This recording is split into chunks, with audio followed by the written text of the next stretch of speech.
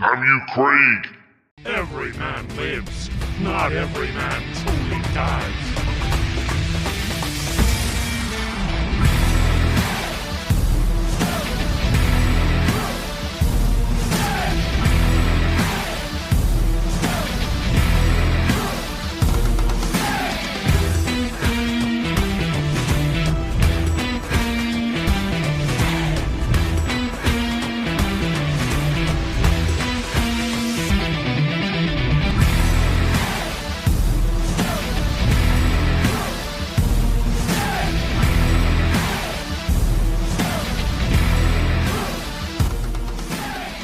Welcome one and all to this special episode of Fluffenhammer. I'm your host David, aka Big D, and I'm joined by Swany. Hello Swany. How you doing? I'm alright, how are you?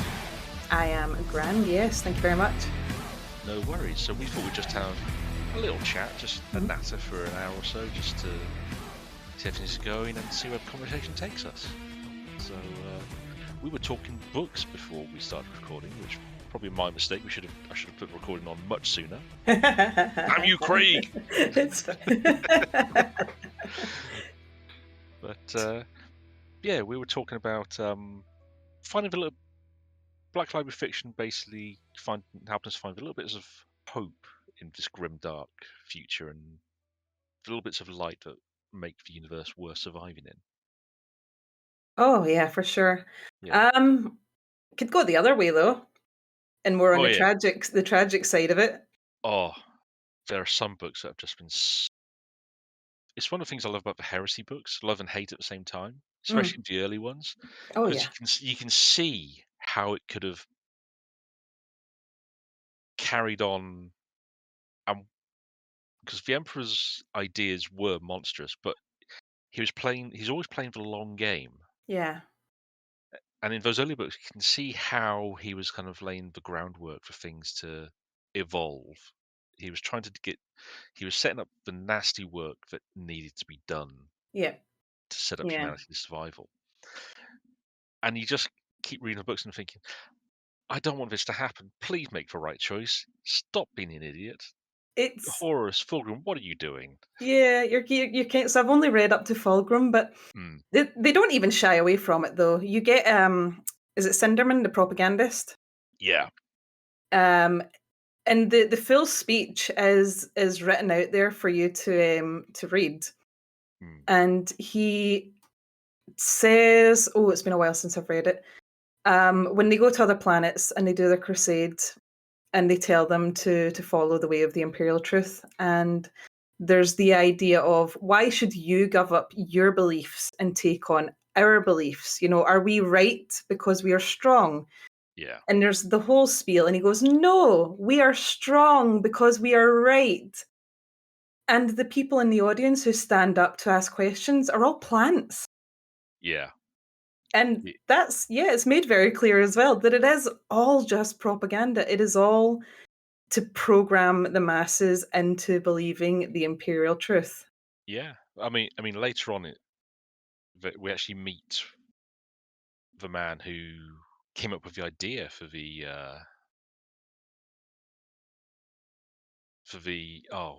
what's the name of the program what Cinderman and all that are a part of? Is it Historitors? The historians or the history keepers. If you give me a moment, I could grab my copy of I, Horus Rising off the sorry, shelf. I know that there's two ways of describing it, and one is what Gilliman has set up in Via Indomitus, and there's the Yes, earlier the version. Remembrancers. That was it, yeah. We actually meet the guy who came up with the idea for the Remembrances, Hmm. and kind of his thinking behind why he did that. And Yeah, he is a famed historical writer amongst the Primarchs know of him. really. Some of them know him and they consider him to be someone to be highly respected. I'll And need it to kind keep of reading. yeah, it's kind of he only appears in two books, but his appearances Very are significant, yeah. well for me they are because I'm a Space Wolf player. Ah, And okay. he shows up on Fenris and at the Burn of Prospero, and yeah, it's all good stuff for me. I fed very well with those books, but but I've yeah, there's some interesting stuff going on there. it's it's just but it's like you said as well as you do end up right, so I'm gonna say rooting for the bad guy. You do. It's the joy of these books. I mean, think about it. I don't know if you've read the Black Legion books yet. Not yet, no. I've ended up with 2 copies of Talon of Horus, but they're both hardback and they're both really nice, and I'm loath to get rid of one of them. Yeah, you did the old Warhammer Legends collection as well, did you? Yeah, so Yeah. I had it on my shelf, and I looked at the new version, I was like, "I think I've got" "Yep, sure do, idiot." Yeah, but those books make you root for Abaddon, I look which forward to reading that 'cause, his mm, temperament makes me not a fan of him. I yeah, understand that's his thing, is but yeah, sorry, on you go. no, no, but yeah, the way he's actually written for Heresy, especially the early Heresy books, he is kind of written a bit as Horus's yes man in a way. But That was the point of the Mournival. mm, but as the series goes on, you start to see, especially because a lot of those books have come out post Talon of Horus, because it's easy to Yeah, forget, but Talon of Horus came out after the initial Heresy books. yeah. I think, but after the initial 4 or 5, Mm, if I'm remembering my timeline correctly. If I'm wrong, someone please correct me. I But couldn't tell you. then after that, you do kind of see them start to sprinkle in bits of how ADB writes him in the later in those books, Yeah, and and it's I kind of do it's sorry. no, sorry, after you, 'cause I was gonna say I do trust that, James Bowden is a great writer. I've read, not the trilogy.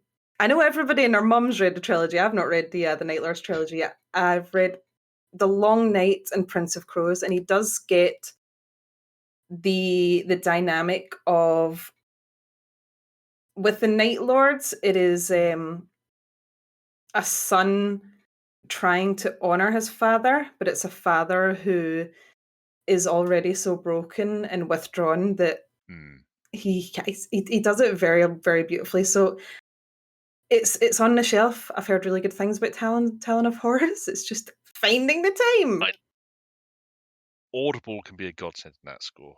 I will Ah, admit. I don't I, have the attention span for that. that's perfectly fine as well.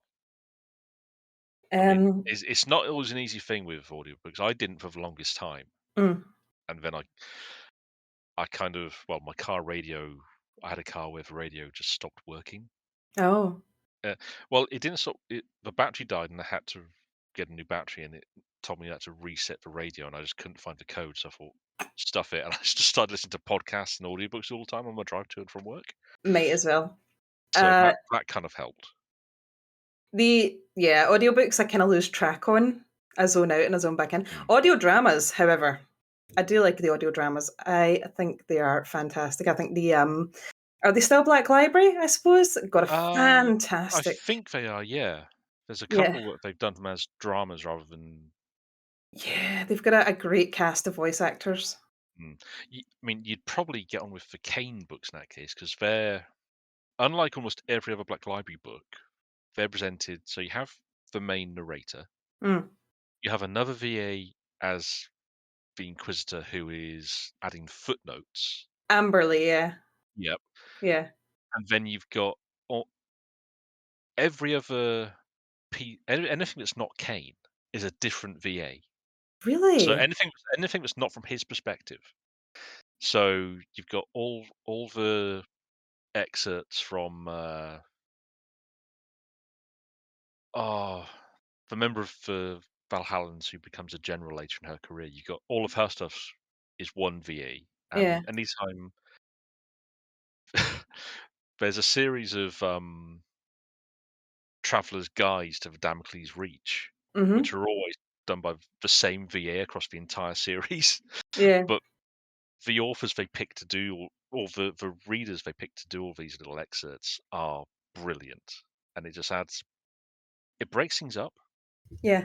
You are still getting mainly Kane and Amble as your two main perspectives or your two main voices throughout the books. But it's when you get these gaps and Amble goes, "I've had to use this material. Here you go," and it's like, "Oh, cool, new VA, excellent." Excellent, yeah. My bestie's been listening to the Kane audiobooks, and she's been raving about them. I've been reading them, but kind of fell off a bit. Hey, It no doesn't. problem. I'm not saying they're bad. I'm just saying that they did not hold me at the time. I mean, I didn't get into Kane until I think the first omnibus edition, Yeah, because when it came out, I looked at it and thought, the description didn't grab me. yeah, And then someone I knew said, "Oh no, you really need to give this another go." So I picked up the omnibus from.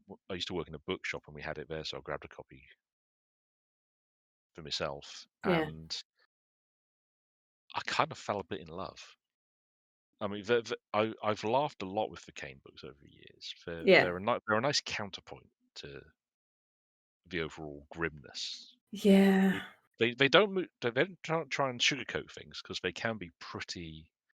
Kane is a commissar, and he doesn't shy away from the fact that that's what he is. Mm, But it's also not all darkness and duty. You do get a feel for the fact that he's not as much of a bastard as he thinks he is, yes, which very is quite unreliable narrator kind of thing. mm, which is quite a fun thing to realize. That yes, he's unreliable, but he's completely unreliable as a narrator, because Yes, he is a genuine hero. He just doesn't think of himself that way. But, yeah. yeah, I'll need to give them another go for sure. I'll add them back to the list under Talon of Horus. it's one of those series. If you get a chance, I do say give it a go. But if you bounce off it, Mm, nothing nothing wrong with that. That's one of the joys of Black Library fiction, especially in terms of tie-ins, is like we were talking about. There's so much of it, and there's oh so much God. variety.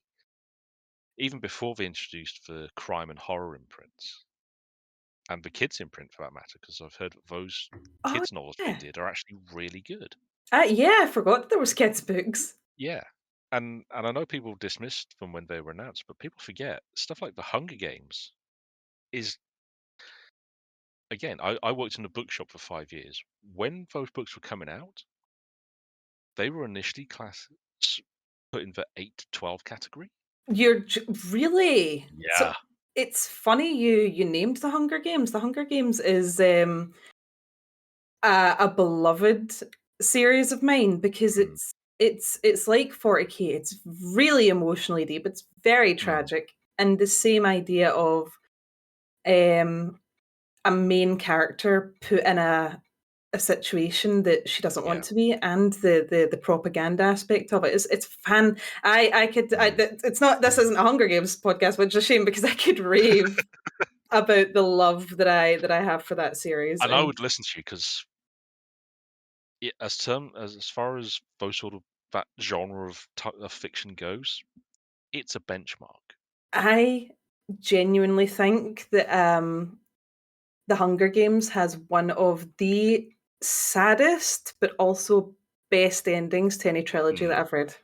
yeah. I have to admit, I had to when the event happens at the end of book 3, Mm, I went back and forth 4 or 5 times to make sure I hadn't missed some pages, yep, to make sure I had read what I'd actually read, yep. and it was devastating to read. It gets to gut punch after gut punch. Yeah, I will finish that book and I will cry every single time. Like not even like a single tear. Oh no, like full on weeping. And I love yeah, it. yeah. I speak so fondly. I love these books. They've ruined my life. Mm.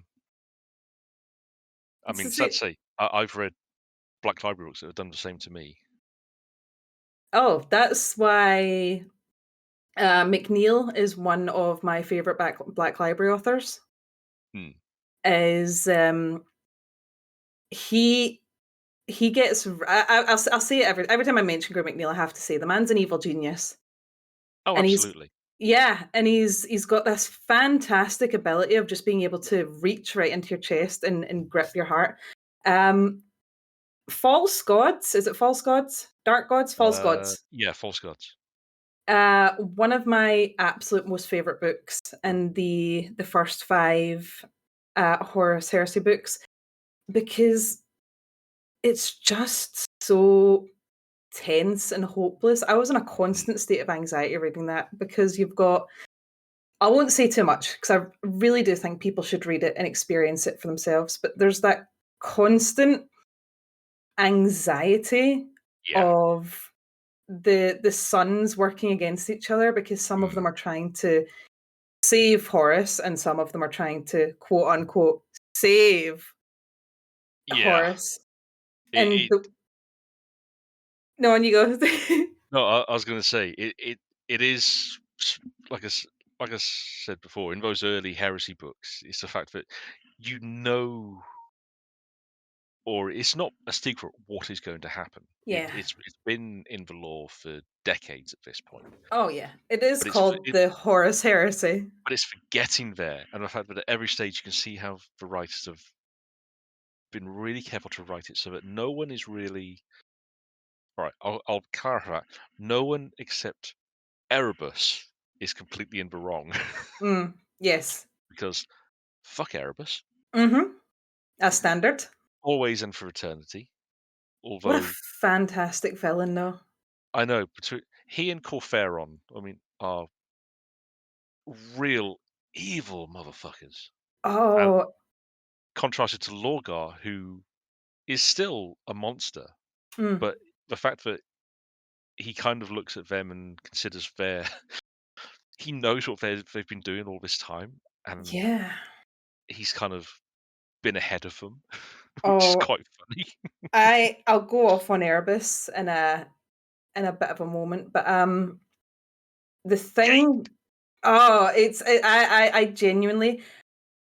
2 seconds. Let me go back, because false gods. I can't help myself. I have to go on, because it's you think evil acts, and you think well,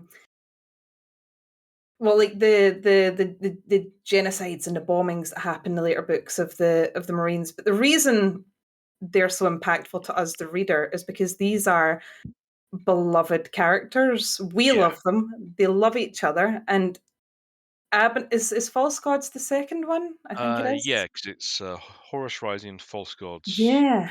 and Galaxy in Flames. Yeah. So Abnett does a fantastic job of setting up the Luna Wolves, because I will be in the cold, dark ground before I call them the Sons of Horus. Hmm. I mourn the Luna Wolves every day. Yeah. I finished Horus Rising and I was like, oh no, it's all downhill from here, isn't it? Hmm. Um, Abnett set up the Luna Wolves, and the chemistry that they have with each other, and the way the brothers bounce off each other. Yeah. Even the older Space Marine, the half-haired, the relationship that they have with their elders, and with the other humans on board. And then False Gods comes along, and Graham McNeil kicks sand in your face and goes, "Are you ready to have the Yeah. worst day of your life?" And that's the anxiety. Is it's beloved brother against brother, and they all think they're doing the right thing. Yeah, we've seen these characters at their best as kind of like the heroes they consider themselves, and to see how some of them not just fall, they fall. Some of them do it eyes wide open, others do it completely obliviously. Yeah. And I'm not sure which one's more tragic, to be honest.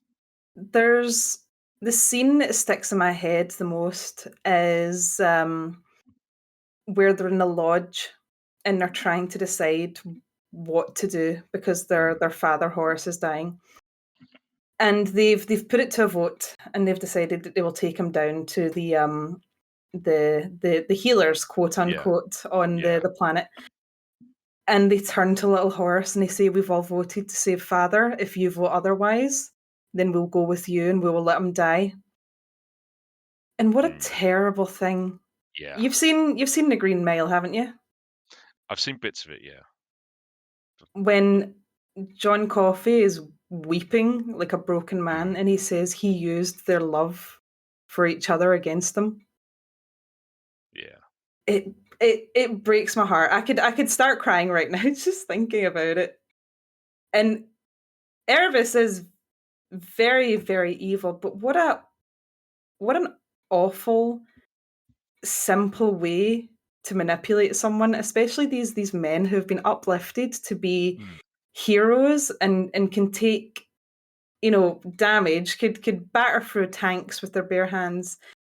And what breaks them is yeah. the overwhelming terror that they're going to lose their beloved father. Yeah. And these and the funny thing is that these are probably the most emotionally stable Space Marines we will ever meet. Oh yeah. Because these aren't the Astartes of the 41st Millennium, who, for most part, are massively brainwashed. Yeah. A lot of, I mean, there is still that as a factor of the legions, but a lot of them, these they were recruited as children or young teenagers, but Mm. they were trained with an understanding of what they were doing and why. But it's the first time they've ever experienced this level of, Mm, I wouldn't say grief because they've seen brothers die. The first book opens with Horace grieving a lost son. yeah, it's that bond between the Primarchs and their Gene's children. It's a weird connection that the heresy books really do manage to nail. That this bond, it's such a weird metaphysical thing that the Marines have to their Gene Yes. sire. Yeah, it's But ingrained into their it it is almost like a psychic bond because when Ferrus Manus is born, best boy mhm. mentioned. I have to get it in at least I once. was waiting for it. Yeah. He knows from the moment he was born, and he sees the number on the side of the tank that he crashed on. Is he realizes that it is a number, and there's more like him, and he's immediately hit with grief and loss because he wants them with him.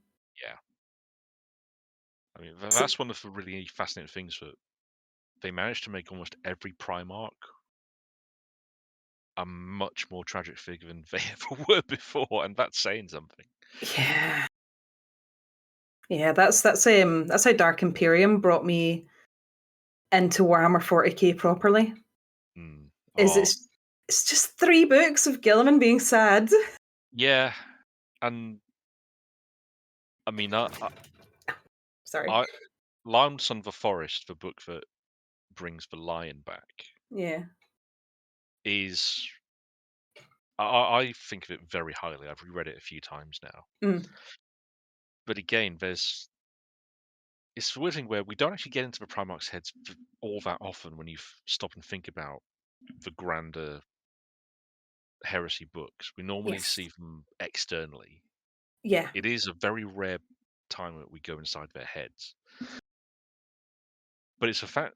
But the way that the writers have managed to make it so that every one of the Primarchs, you can understand why they are the way they are, Yes. and you can see the little things that could have made them not better, but they could have avoided their respective falls if just for a few little things. I mean, Perturabo just needed that appreciation for his ability to make things of beauty rather than to destroy things. Yeah. Kurz needed someone to really show him that his visions were not absolute. They could be broken. They weren't self-fulfilling prophecies Mm. all the time. Yeah. And It's Ferris is fascinating because his legion, after his death, just ignored all of what he really was telling them because they mm. just adopt this whole. I mean, they were big into their cybernetics anyway before the heresy. Yeah. But after Ferris's death, they just go loopy. They just go full on cybernetic mad. It's very, very. It's kind of depressing because Ferris is cold at times, but that's all kind of an act. I mean, Yeah. that's Oh, and yeah. he's actually much. I'm kind of. I was kind of gutted when he died because I'd have loved to have seen him interact more with the other loyal Right? Primarchs. The Primarchs are so contradictory. Mm. All through Dark Imperium, you have I made a joke about it once. Excuse me. Gilliman says that Connor told him he feels his emotions more intensely than average men, and he has to be able to manage his anger. Mm. And then he gets to the door of the is it the Heliopolis? I think it's called, Yeah. on Fulgrim's ship. And he's like, right, sons, I'm going in by myself. I have to face my brother alone. This is a very noble thing that I am doing, and only I can do it because I am the biggest and the strongest, and I will win. And then he kicks the door and he's like, right, brother, come out here and face me. I'm mad as hell. Yeah. And it's the same in Dark Imperium when he goes against Mortarion? Mm. The same concept. He's always telling himself, I must manage my anger. I must be as my father told me. And then he completely loses control of his emotions. Yeah, it's kind of funny you said because back in because you've not gotten to Siege of Calth yet, have you? Not yet, no. Because throughout a lot of that book, he is calm and cool and keeping himself in control. Mm. But there's a moment where he he releases all that anger. He It's releases his control and lets that anger show. yeah. And well, when you get to it yeah, he shows that he may not be the most famous for his fighting prowess amongst his brothers, Mm.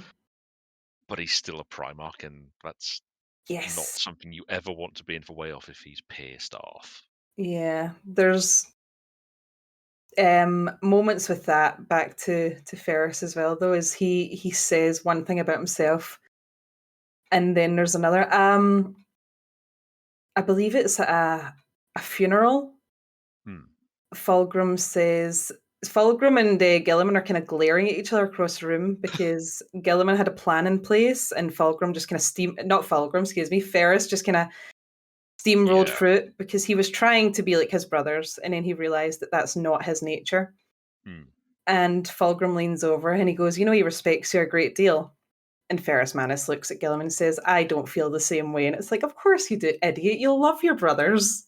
Yeah, I mean, that's one of the strengths that they do make them into these 18 characters who are all really, really disparate personalities. Yeah. They do feel like brothers. Yeah. I mean, I've always found it quite amusing that you have like the most famous dispute between them outside the heresy is Russ and the Lion. Mm. And actually, you look at the more you look at the two characters, and this is going right back to their earliest lore in before there were Black Library books, in fact, Yeah. their origins are actually vastly similar because they were both landed on two of the lethalest death worlds in the galaxy. Yeah. The main difference is that whereas the Lion did have to, he survived completely alone. He didn't have any. When he was found, didn't even wear any clothing Mm. like some of the other ones who were left alone did. He was a complete savage. Russ, similarly, he landed, but he was found by a female Fenrisian wolf who raised him amongst her pack, Mm. and then he was taken in by a king of the Fenrisian people and raised and grew him out amongst her tribe. Whereas the Yeah. lion, he was found and was inducted into the order. So they have, but whereas Russ kind of puts on this face of a barbarian, the lion kind of he does put on very much this face of being this cold, clinical, and above things warrior. When Yeah. actually they're both much more similar than either one probably wants to think. They're even both blonde. Mm. I've read the excerpt where I don't know the full context, but where they're having a hand-to-hand fight, and then Oh, is it their big punch up. Yeah. yeah, and then is it towards the end, is it Russ kinda realizes how daft the whole situation is, and he just has a right good laugh about it? Yeah. Would you like the full context? Yeah, please. Okay. So the two legions were involved in the same pacification operation. Mm, Now, this has been expanded on a little bit in some of the novellas, the Primarch novellas, but the yeah, gist is that the two disagreed on the best approach to taking out the planetary governor. yeah, So they both agreed that they needed to take him out. That would be the best way to resolve the situation. mm, Russ decided to launch basically a full assault on the city as a mhm, whole. So yeah, he would take them in, he'd break the defending army, and then they'd take the governor's palace. mm, Whilst they were doing this, the lion basically took his own way, and he led a teleport strike right into the throne room of the yeah, palace yeah, and butchered the governor and his guards. And by the time Russ got there, the governor was dead. mm, Now, Russ took this as a slight because, as far as he was concerned, he was leading the planetary assault. It was his plan. The kill should have been his. mm, The lion was more concerned with resolving things quickly and just getting it done with. yeah, And Russ kind of took offense of that and punched the lion, which started things. And they then had this massive brawl. And then eventually Russ realized he was being how stupid it was and started to laugh. yeah, But the lion, because he's much slower to actually get angry yeah, and kind of holds a grudge, was like, "Nah, mate," and just lays him out whilst he's laughing. yeah. Which again is one of the funniest images to think about. That you have these two Primarchs, one of them's laughing, the other one just goes, "You asshole," and just belts him one and lays him Just out. wounded pride, yeah. Yeah, and that led to the whole thing where every time now, whenever Space Wolves and Dark Angels meet, They they have a have to have 1v1. yeah, which Yeah. is some, and they even put it as part of. Well, they did for a few editions. They had it as the rules in the tabletop. If you had Dark Angels and Space Wolves in the same army, you had to s- denote two characters to have a duel off the tabletop, Yeah. and you rolled for it. One or both of them could actually die Oh, before the game. that's really fun. Yeah, but they added, but they could, if either one of them survived, you could have like stat bonuses for the game going forward. It Oh, it, right, yeah. it was a very silly rule and didn't get a lot of play because you had to play mixed forces, which didn't really, especially in later editions, haven't really gelled very well Mm, in terms of mm. how the rules operate. But it was just one of those bits of fluff that was just like, oh, that's actually very cool. They've Yeah, taken the law and they've made it a thing, which yeah, is kind of fun. But yeah, it was just, and it kind of comes full circle after post heresy, where the Lions actually really there's a short which has the Lion and Russ arriving at the palace after the siege has been broken, yeah, and the Lion's distraught. He is he is the first Primarch, the mm, firstborn. yep, He's all he's the one who has always understood the Emperor's vision and could see what the end goal was, mm, and he feels that he's failed. yeah, And he's in this chapel, and Russ comes in to see him. Well, actually, no, it was Russ in the chapel. Basically, they're both out of sorts because they were the two Primarchs that weren't on Terra yeah, and kind of led the push to get there, to get back. Or that mm, was how the original law was. They kind of tweaked it a bit, so now it's a bit more Gilliman as part of things as well. yeah, But Russ and the Lion were the two most ferocious because they were kind of leading the fleet together. They Mm. hit the tip of the spear, Yeah. and they arrived just too late. And Russ does this thing where he actually bares his chest to the lion as their because the lion he's having a full-on breakdown, and he basically tells him, "Look, we can't be doing this. We need to put this feud behind us. Mm. So here's my chest. Strike me." And the lion impales him. He puts his sword through one of his hearts, and then Really? yeah, but then he falls against Russ and embraces him in tears. Oh. And it's one of the things I'm really looking forward to if or when Russ returns in the 41st millennium, because Yeah.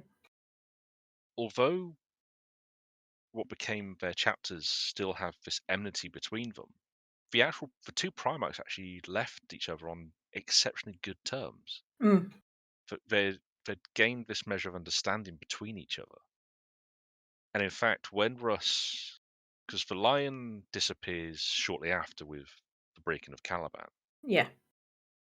Russ actually endures for, I think he endures maybe even a century after the heresy. He lasts a long time before he decides that he has to leave. Yeah. And he kind of takes his closest warriors, leaves Bjorn to lead the Space Wolves. They're a chapter by this point, so he's been well into the Codex reforms Mm. and said, "We'll do this bit, but that's it." And he takes this band of warriors and leaves. And the theory was always that he was going to look for the lion because he Oh. was his closest throughout everything. That was his closest brother, the one he has always wondered what happened to him. Yeah. And I kind of want to see them reunited because I don't want werewolf Russ. I'm kind of down with the idea that he comes back more as an Odin figure, so one-eyed and Yeah. Yeah. I've will, seen willingly takes up his spear again because that's a whole that's a whole thing they went through quite amusingly. Because Russ's spear was one of two weapons the Emperor made. right. Yeah. One he gave to Constantine Valdor, Mm-hmm. the other one he gave to Russ.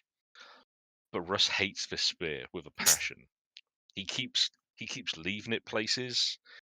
He's tried throwing it away, and every time it returns to him, Yeah. and You it's kind cannot. of yeah. It was really funny because these two weapons both did things when you stab people with them. In Russ's case, I think it showed him the mind of the person he was killing Yeah. or stabbing with it. Yeah.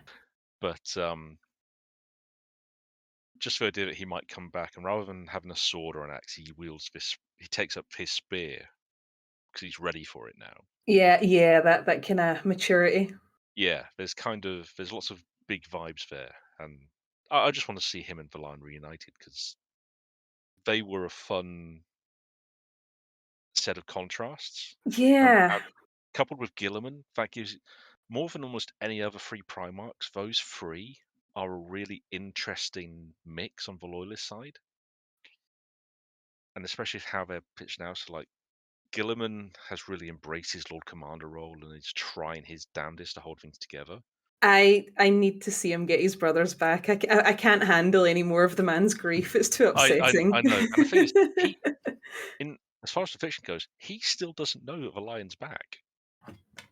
The lion, uh yeah, yeah, actually, because yeah, we get as far as he sends someone out to see if it's definitely the line, but I don't think we, the readers, have been told specifically that he's aware. The lion knows that Gilliman's alive.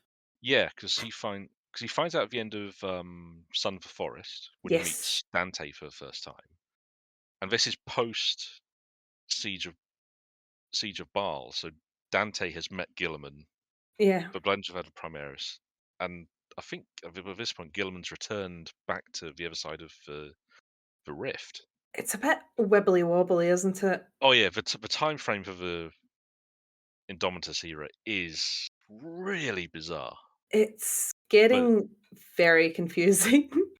it is. But as ever with 40k, wibbly wobbly, timey wimey, warp shift shenanigans, Yeah, yeah. which is always fun. I'm happy to excuse it. Hmm. It's Uh, all legend anyway. yeah, and I'm confident that the writers, however they do it, it will kind of be both awesome and heartbreaking in equal measure. Oh, I can't wait. I I have a theory, and it's probably a crazy theory, but I've got a little bit of a theory. Go on. Um, so I've not read any of Imperium Secundus yet, Hmm. because I've only read as far as Fulgrim. But in the Dark Imperium novels, Hmm. Gilliman is very adamant that nobody learns about Imperium Secundus because it will ruin everything. Because as much the thing I love about Gilliman is Hmm. he's trying to change everything, Yes. but he realizes that his public image is very, very important. So he's changing things. And the hilarious irony is he's alienating people as he's doing this. Yeah. Ship mistress. There's a ship mistress in particular that cannot stand him to the point where her first mate has to keep the historitor away from her because Mm. she just badmouths Gilliman the whole time because he took control of her fleet away from her. Yeah, Um, there's some similar stuff in there's two Custodes books that Chris Rate did that are set yeah. around Gilliman's return to Terra the first time and Oh, his reformation of the High Lords of Terra. yes.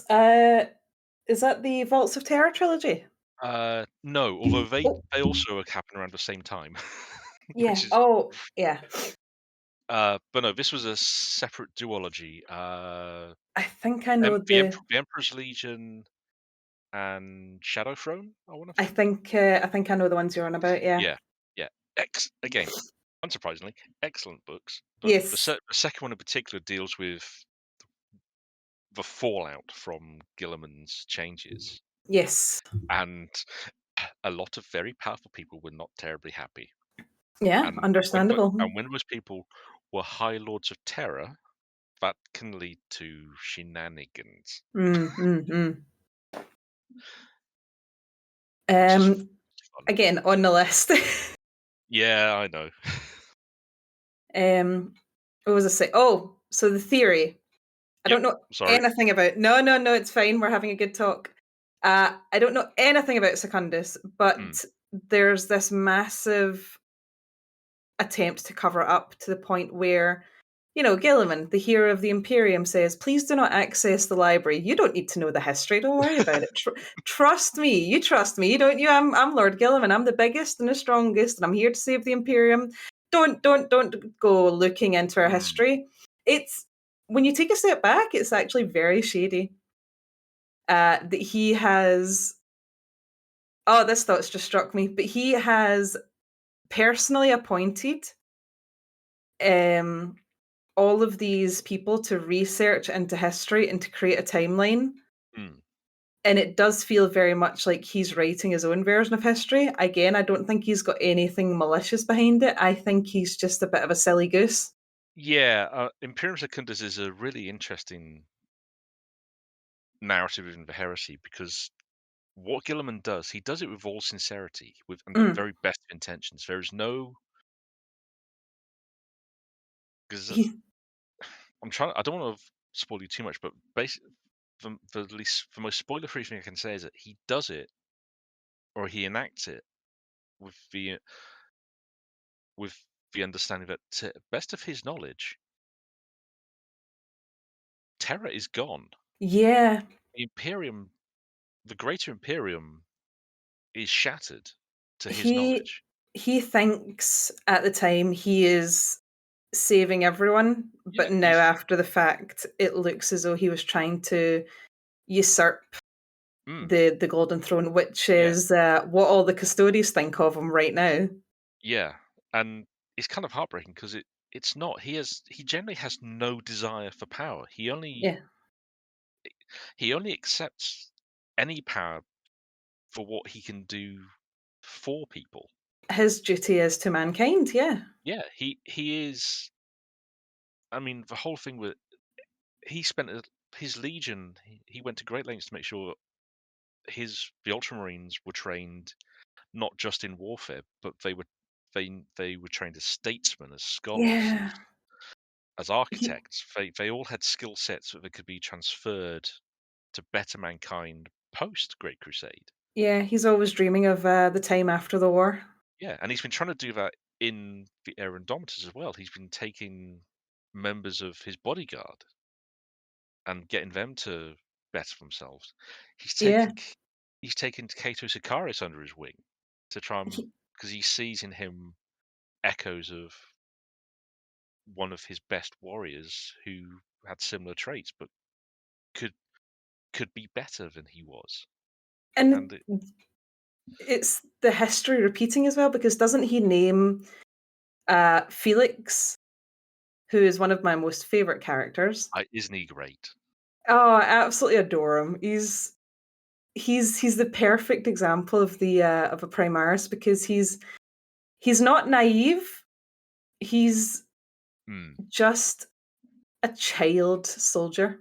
Yeah, Like it's. it's no, no, you first. I was going to say it's one of the great tragedies of all Space Marines that they are fundamentally child soldiers. It's very apparent with the Primaris that the Mm. Primaris are what people assume all Space Marines are. Yeah, Um, because all Space Marines have got a level of indoctrination and brainwashing, but in the Primaris, it's it's a whole other level. yeah, some of them are coming to terms with the grief that they were taken as children. They've never known their lives. They some of them thought they were going to be Space Marines and they were Mm. going to be soldiers, and then they were put on ice for was it 1,000 years, 10,000 years, ten and they thousand were years. Yeah. operated on. There's one like Farron Mm. who is so heavily indoctrinated that he can't even experience emotions, and Messinius is trying to mentor him and to bring that humanity Yeah. back out of him. And again, it all ties back to Gilliman making the worst decisions for what he believes is the right reasons. Mm. And he does it with Felix, where I believe he names Felix to be the head. I don't know if he names him as governor or He makes him one of the four tetrarchs of Ultramar. yeah, and Gilliman thinks he's doing the right thing. He thinks who better to have in power than one of my sons who will live for hundreds of years. But Mm. to the common person, the Yeah. your head governor, your head statesman is someone who is bigger and stronger and who will outlive you. Yeah, it's a weird place to be in, It and it's it's it makes sorry. no, I was just gonna. It's kind of why a lot of Space Marines they actually do try not even those who have planets that they do technically rule, Yeah, they they're normally planets where they don't have to engage with on that level, so they're not actually. So they might. I mean, most chapter worlds really are kind of pre-industrial in terms yeah. of technology and social level. Mm. So the Marines don't actually have to engage as part of the governing system. I They mean, realize that their duty is to be the weapon that protects mankind, not mm, controlling or leading it. yeah. Although there's a nice contrast there because one of my favorite arcs that's been expanded on in recent years is the Crimson Fists, Mm. and because their whole shtick going right back to Rogue Trader was that their fortress monastery was destroyed in a fluke accident during an orc invasion, Oh, and they then had to basically the survivors had to fend off this orc warg alongside the human defenders yeah. of Rinnsworld. But what the books have gone a bit into is that the Crimson Fists only fairly recently were given governorship of Rinnsworld, Uh-huh. and their chapter master at the time took a decision to keep them fairly separate in terms of governing the planet. They were happy to have their base, but they didn't recruit from the population. They had a garrison based in the capital city, Yeah. an odd outpost around the planet, but otherwise they kept to themselves and they didn't interfere in planetary politics. So long as Yeah. so long as the kind of ruling house or the previous ruling house stayed loyal, they could kind of govern in their stead. But post Rindsworld massacre, and the fact they kind of had the existing chapter master Pedro Cantor, he and his survivors, he only had like when the fortress was destroyed, he was lucky he was outside the monastery on a patrol, but he only had like 20 men. As far as he knew, that was the entire chapter that survived. God. Yeah. So he kind of gathered those survivors and headed towards the planetary capital. And as they went, they gathered survivors of the human population. Yeah. And for a bit of it, he and his men, some of them were really struggling in trying to empathize with these people they'd been brutalized by the orcs, they were broken, but they were still trying to survive. Yes. And there's a beautiful moment where Cantor basically picks up this woman who's been carrying her child, Yes. and it's beautifully written, and and he then basically carries her and her child right to the city effectively. Yeah. And in post Rin's world, it's led to this really nice thing where the Crimson Fists have become much more a part of the planet. Yeah. Uh, I like to think they've started recruiting from there as well as their externals because they're trying to rebuild as quickly as possible. But Cantor himself is kind of a fascinating study of a Space Marine because they go quite a bit into how it would have been very easy for him to just throw his survivors into battle on battle and end in a blaze of glory. Yeah. Because there was like half a company in the city as a garrison. So yeah, and after the siege broke and the orcs retreated, he had less than 50 Space Marines in total for the entire chapter. Which is, I mean, chapters have died with more men than that Yeah. surviving. But he That. chose. Sorry. On you go. But he chose to rebuild. He took the harder course. He Yeah. worked to rebuild them and reintegrate them as well. Which leads into Gilliman basically when he arrives at Rin's world during the Indomitus Crusade. Basically tells him, "You've been doing a good job. Do us a favour. I want this entire subsector to be a redoubt. Fortify it. Ah. Make it something humanity can fall back to if needs be." Mm. And that's kind of interesting because it's not often you see Space Marine being told defend this. Normally it's attack this, make it go away. Yeah. But it also because the Crimson Fist's founder was actually probably one of the few Space Marines that Gilliman considered a friend, Yeah. which is interesting. But no, That's. No, sorry. Keep going. no, sorry. I realise I've been talking a bit, so no, crack on. Well, that's what's interesting then about that Crimson Fist is the same thing that I think makes Dante so great as one of the Space Marine characters because so the reason that I've said before the reason 40k novels work so well is because they cover the most relatable themes, which is grief and loss. Everyone's Yeah, experienced grief or loss in some kind of way, and that's why we relate, especially to the humans, the guard, because they're put in a situation where they could die at any moment, yeah, and their brothers and sisters and family are dying around them.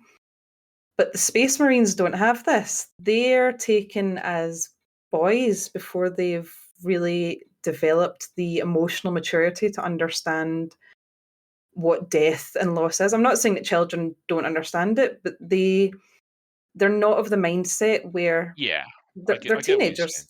Well, Yeah, how many 25-year-olds have you heard saying, I've ruined my life, I've not done anything? yeah. And how many people in their 30s have you heard say, I've just realised I've got my whole life ahead of me? Hmm. And it's and that's the thing with the Space Marines, isn't it? Is they realise they don't see that they've got a life ahead of themselves because they've been told that they're weapons and that they'll die to serve humanity and that their brothers will die and that only Yeah. in death does duty end. So you get characters like this Cantor who Mm. has seen loss and he's seen the way that humans will clutch on to survival, Mm. which is why I think Berserk is one of the best mangas ever written. Hell And yeah.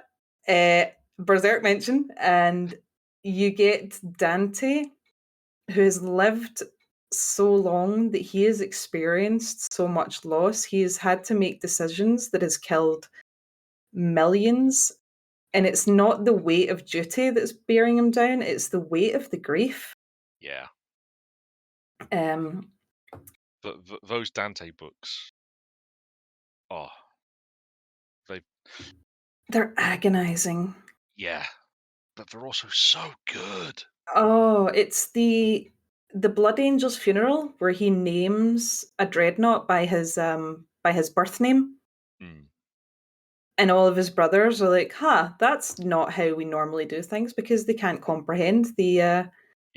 the idea of living so long and of experiencing loss. But Dante went in as a boy, but quite emotionally adjusted anyway. Yeah, I mean, Um, because he was, I'm trying to, because I think if I remember rightly in the book, he was quite small and not as robust as most of the others aspirants either, was he? He was kind of, he he did almost everything through sheer force of will and stubbornness, effectively. it's as well because he had a really strong community in his Yes. family because the book Yeah. opens with him having a very emotionally raw conversation with his father. Mm. And that same night, he experiences the loss of his. Oh, I'll start bawling in a moment. Of his mother and his unborn baby brother, Yeah. That was which is really heartbreaking stuff, that book. it's very raw. It's a thing that 40K writers do very well. Is their characters all speak from the heart. You know, Mm. little Dante, who's maybe 11 years old, and this is what children will do, is they'll ask you difficult questions and you have to speak to them plainly, and he asks his father, "When my little brother gets here, will you love me just as much?" And his father tells him very openly, "Yeah, you know, the way that you tell children, 'I will love you to the stars and back,' Yeah. kind of thing." Um, and he has that love, and he has his mother, and he's got his promised little brother on the way. And then when his mother and brother die that night, his father becomes closed off, and this is this little boy who will become a warrior, a demigod like being, has experienced true loss. Mm. And it makes him one of my absolute most favorite tragic characters as well because he is just grief. Yeah. I mean, the Blood Angels have always been the chapter that's got this grief embedded in them because of, Oh, or yeah. a measure of grief because of Sanguinius and all that, and the death and the curse. But It makes both, for some sorry. no, go on. Oh, it's I mean, the Blood Angels are my favorite, but Mm. doesn't it just make for some of the best tragic writing that you've ever known? Because you have Dante, who has known nothing, but he's known love, and then he's known loss, and he lost his father basically died when his mother died because he became emotionally closed off. Yeah. and the boys that he met while traveling, he loses them, and then during the training, he has to make the decisions to kill other boys his own age to survive.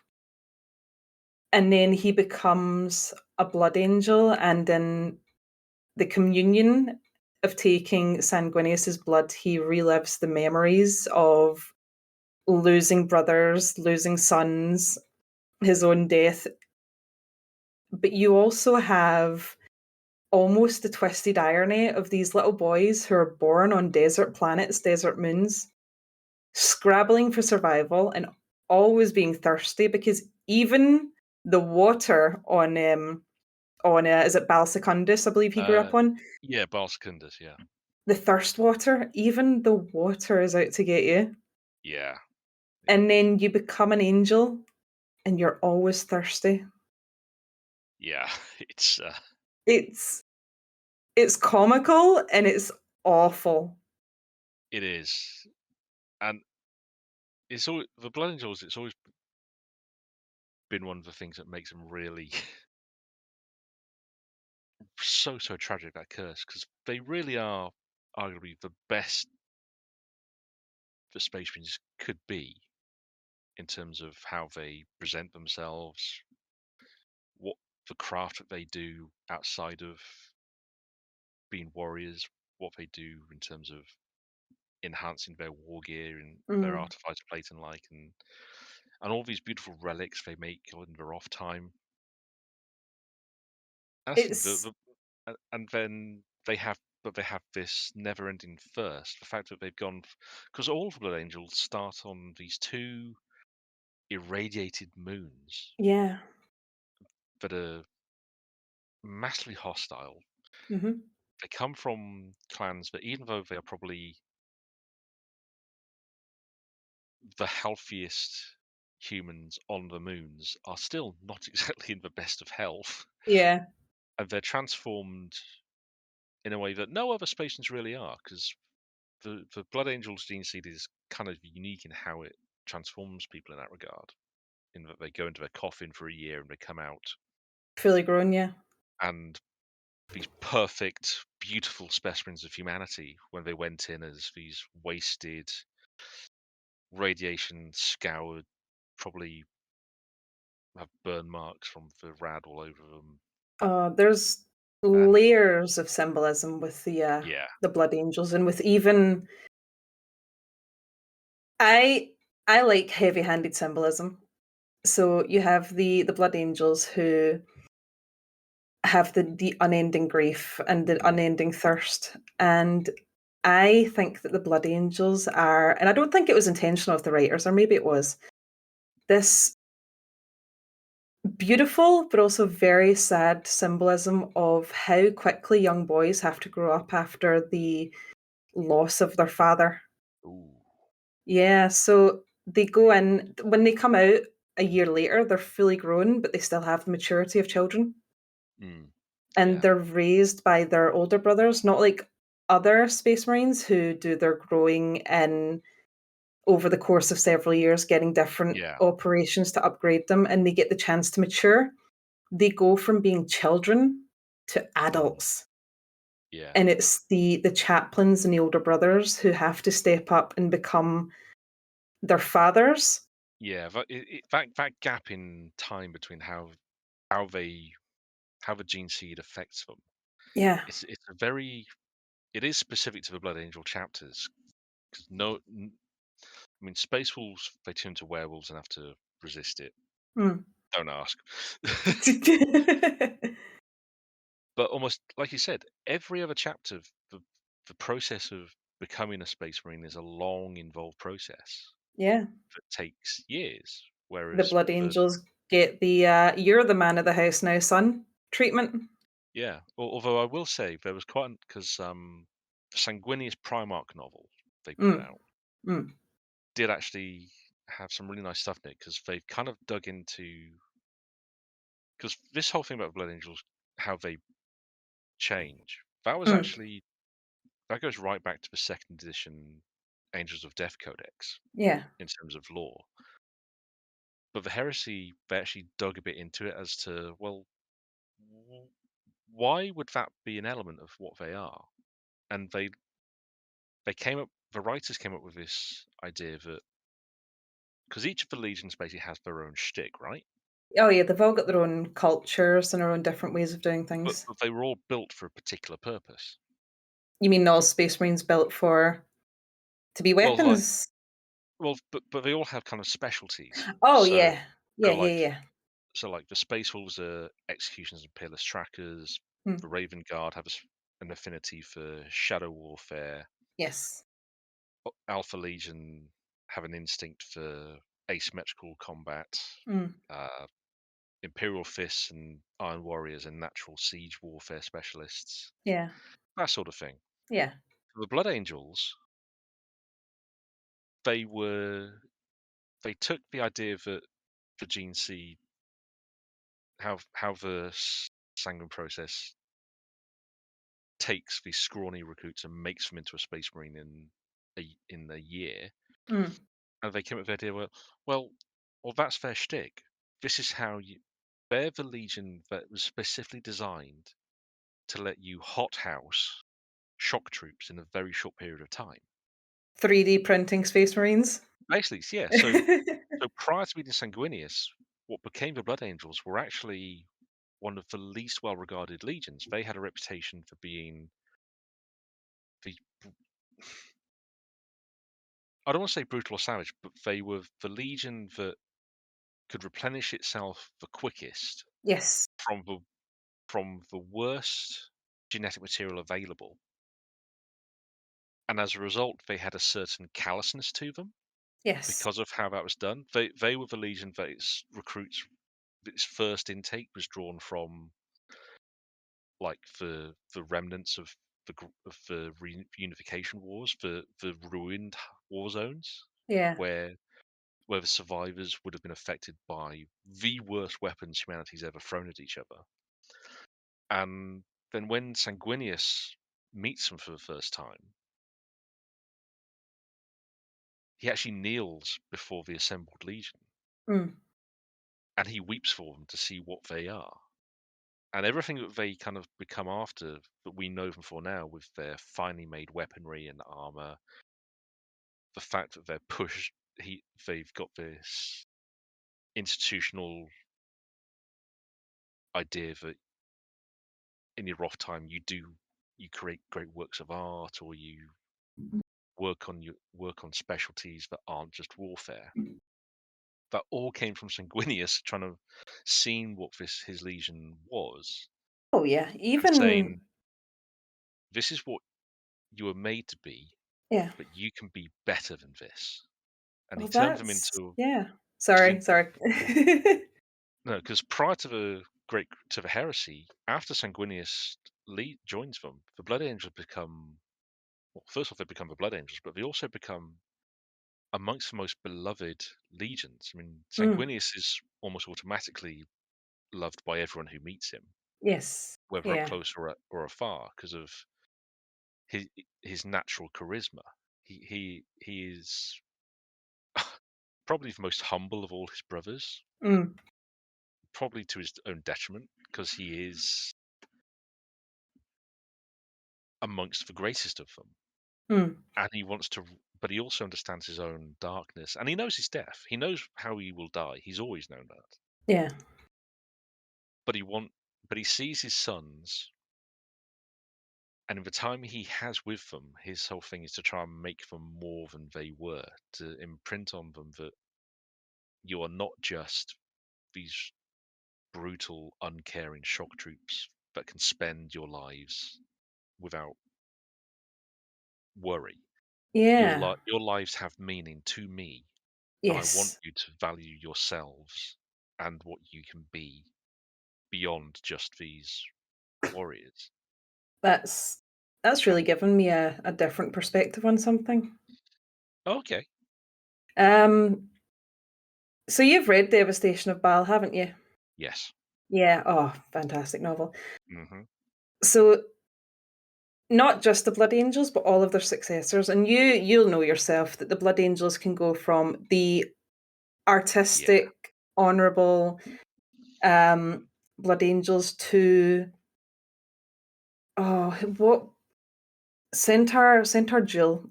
I can't remember. Was he Knights? Oh, the Knights of Blood. Yeah, and they. I'll not say any spoilers, but they were known for being particularly brutal, and I think as well the Angels Vermilion were actually. I think it was the Angels Vermilion who Uh, do the sorrowing, where this kind of like disowned by Dante because of the acts mm, that they do. yeah. But across all of the successor chapters, even the Flesh Tearers, who are known for being very violent, Mm, all of them are trying to honor Sanguinius in their own way. yeah. Some of them see the thirst as a curse.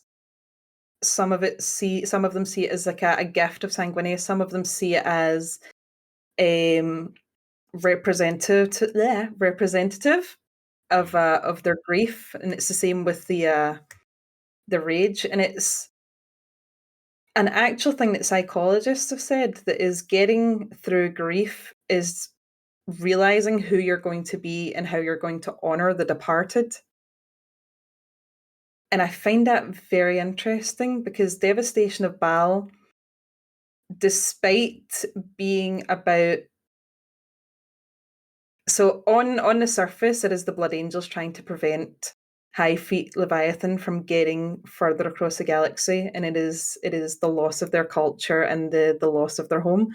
yeah. But there's the subplot of Gabriel Seth dealing with his personal identity. Yeah. Seth has such a good arc in that book. I honestly think he's got the best character arc I've seen in a while, and it's so subtly woven, but it's Mm, steeped in symbolism because you've got Dante on one side who is saying you should be. He's maybe not saying it, but Gabriel Seth is looking at him and he's thinking, I should be like Dante. And yeah. then you've got Jill on the other side who's saying, you should embrace your brutality and you should be more like me. Which is ironic because Gabriel Seth, when he was, well, ever since his introduction, has long been considered one of the most. Brutal, yeah, Yeah, I mean, he is regarded as a benchmark for brutality. I mean, the Flesh Tearers. yeah. I think it's Who, meeting Dante humbles him a little. Maybe not humbles him, but makes him rethink himself.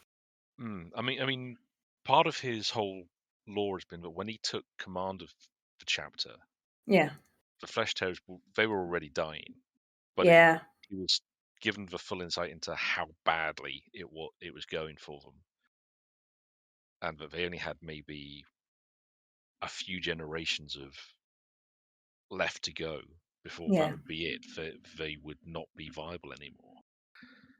And he kind of took the gamble that he would take what was left. He would try and have excuse them me. end things on their own terms, as to be seen as heroes, not just as savages. Yeah, So I've always found Seth a fascinating character. I yeah, get why people like the Flesh Tearers because they are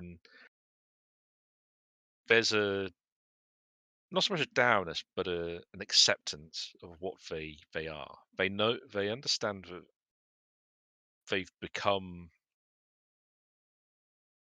not they've strayed from Sanguinius' path, but because of how their gene seed is devolved, they've lost something, yeah, and it's made them not so much failures, but they have made mistakes, and Seth sees those mistakes and is like, right, we have this opportunity. We can we are going to die, mm, but we can make that death the best death it could possibly be. We can be yeah, remembered in song and have our legend be one of glory instead of infamy. And I mean, it would have been very easy for them just to write him as just like, I mean, there's more than one chapter of Space Marine to have had the similar choice and gone, nah, we're going to fall to chaos now. Bye. mm, I would have been a really easy approach to take. And I know that narratively they had a particular set of rules they wanted to take him down, but to have him written in that way that he's not afraid to make the hard choice, take the harder road for the better outcome. Yeah. And his relationship with Dante, 'cause, I mean, it did start very adversarial because I think their first meeting was a council of the blood to decide whether the flesh tearers would even remain in existence if they were just going to be dissolved as an Yeah. entity. Oh, they're kind of on opposite ends of a spectrum, aren't they? Because Dante is, I wouldn't say he's a gentle soul because he's a warrior, but he's mournful. Yeah, he sees things more as he sees the cost in everything.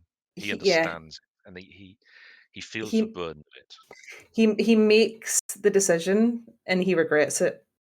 Mm, He doesn't have that acceptance of he knows he made the right decision, but there's yeah, that idea of it was the right decision, but I wish there'd been another way. yeah, and he kind of understands the importance of his own presence as well.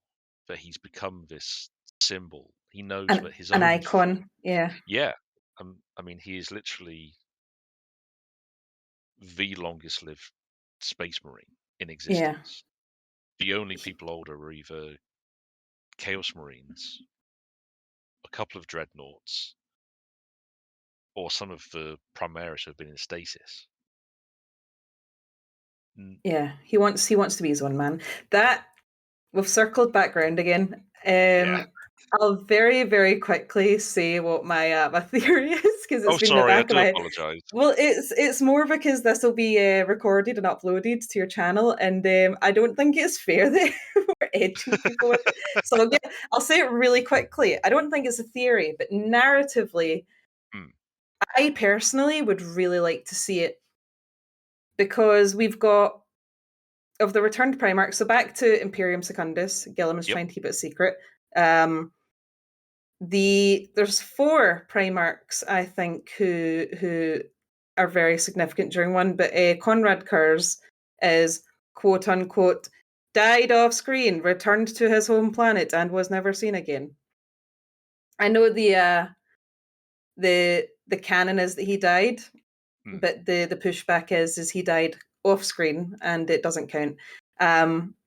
But we've got Gilliman, Hmm. we've got the lion, Yep. and we've got Dante, who, in the eyes of the people, is basically a proxy for Sanguinius. Yep. And I would really, really like to see some kind of reflection or callback to Imperium Secundus and having these 3 main players, Ooh, that could be interesting. right? Like I can't say too much because I don't know enough on Imperium Secundus, but I think it's very I think I you're going to enjoy reading about Imperium Secundus. I really do. Oh, I can't wait. I cannot wait. I've seen snippets Yeah. of Gilliman and Lion and how they are so very unalike. And Sanguinius is the other side of my Ferrus Manus coin, which is I could tell you what color eyes Ferrus Manus was born with.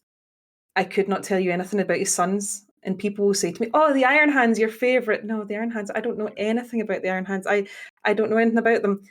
And on the other side of that coin, the Blood Angels I could rave about for hours. I couldn't tell you anything about Sanguinius. I could not tell you a That is more single than thing fair, but it, except it, that he it happens, you know? except that he was the prettiest boy and he had big wings and he was very humble and he was very sweet and he was very sad. I I could not tell you anything because I've just not read that far enough yet. That's fair. That's perfectly fair. I mean, he does get some very good. I mean, ADB does a fair bit with Sanguinius. Yeah. Oh, I can't wait. My favorite Warhammer character is the most recent one that I've read. So I get that. yeah, so I can fully understand that. I can't I really can't wait to just learn more about all of the different Primarchs. I can't wait to read the Horus Heresy and see how Lion goes from being uh, an not an honorable savage, I suppose the other way, but how he goes And from being feral to being lordly, maybe, to being old and full of regrets and realizing the mistakes that he's made. mm, I say, It's going Lion, to Son be of a Forest, very, very good book.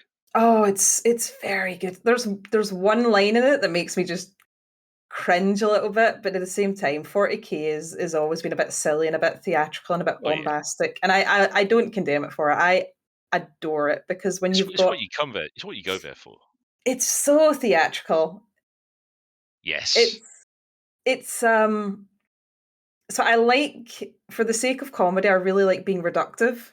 reductive with Warhammer 40k. Yeah, yeah, So that makes sense. Yeah, that sounds good. yeah, so Dark Imperium is if you're a human with boots on the ground on Ajax, Oh God, you were. you imagine there's your planet is being taken over by the forces of hell and everyone's getting sick and everyone's dying and there's things there's you don't know what demons are maybe but things are going really bad and you're confused and you're frightened and the Lord Primarch shows up and the Son of God has come to save you and it's terrifying and it's beautiful and it's amazing Yeah.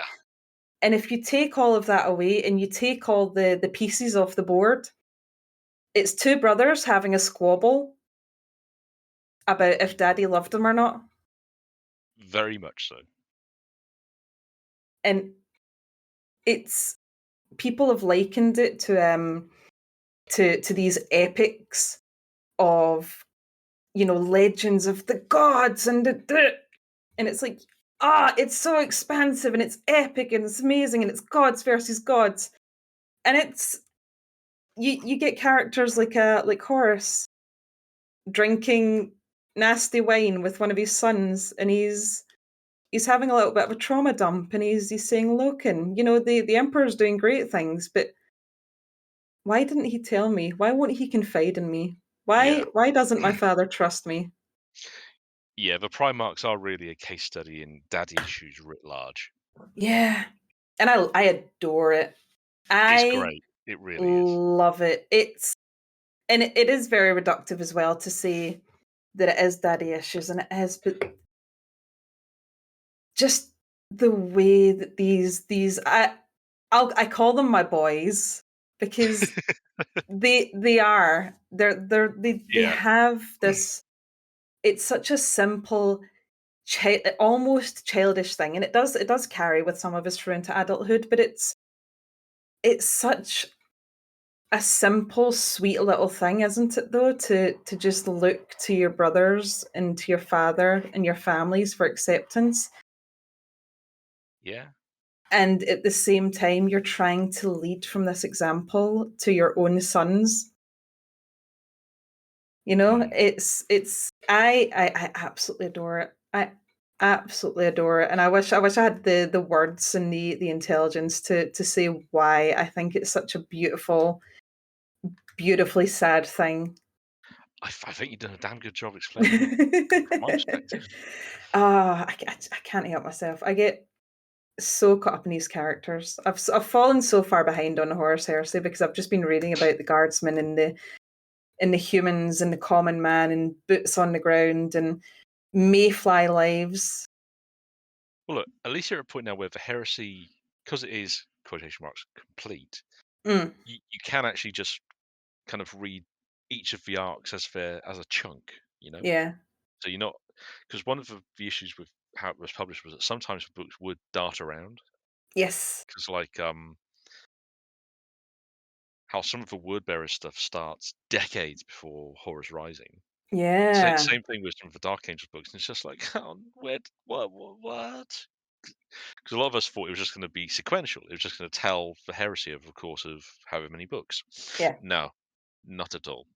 They decided, no, we're gonna go expansive with this. This is working. Let's go big. Yeah. They went big. They've made a whole beautiful universe.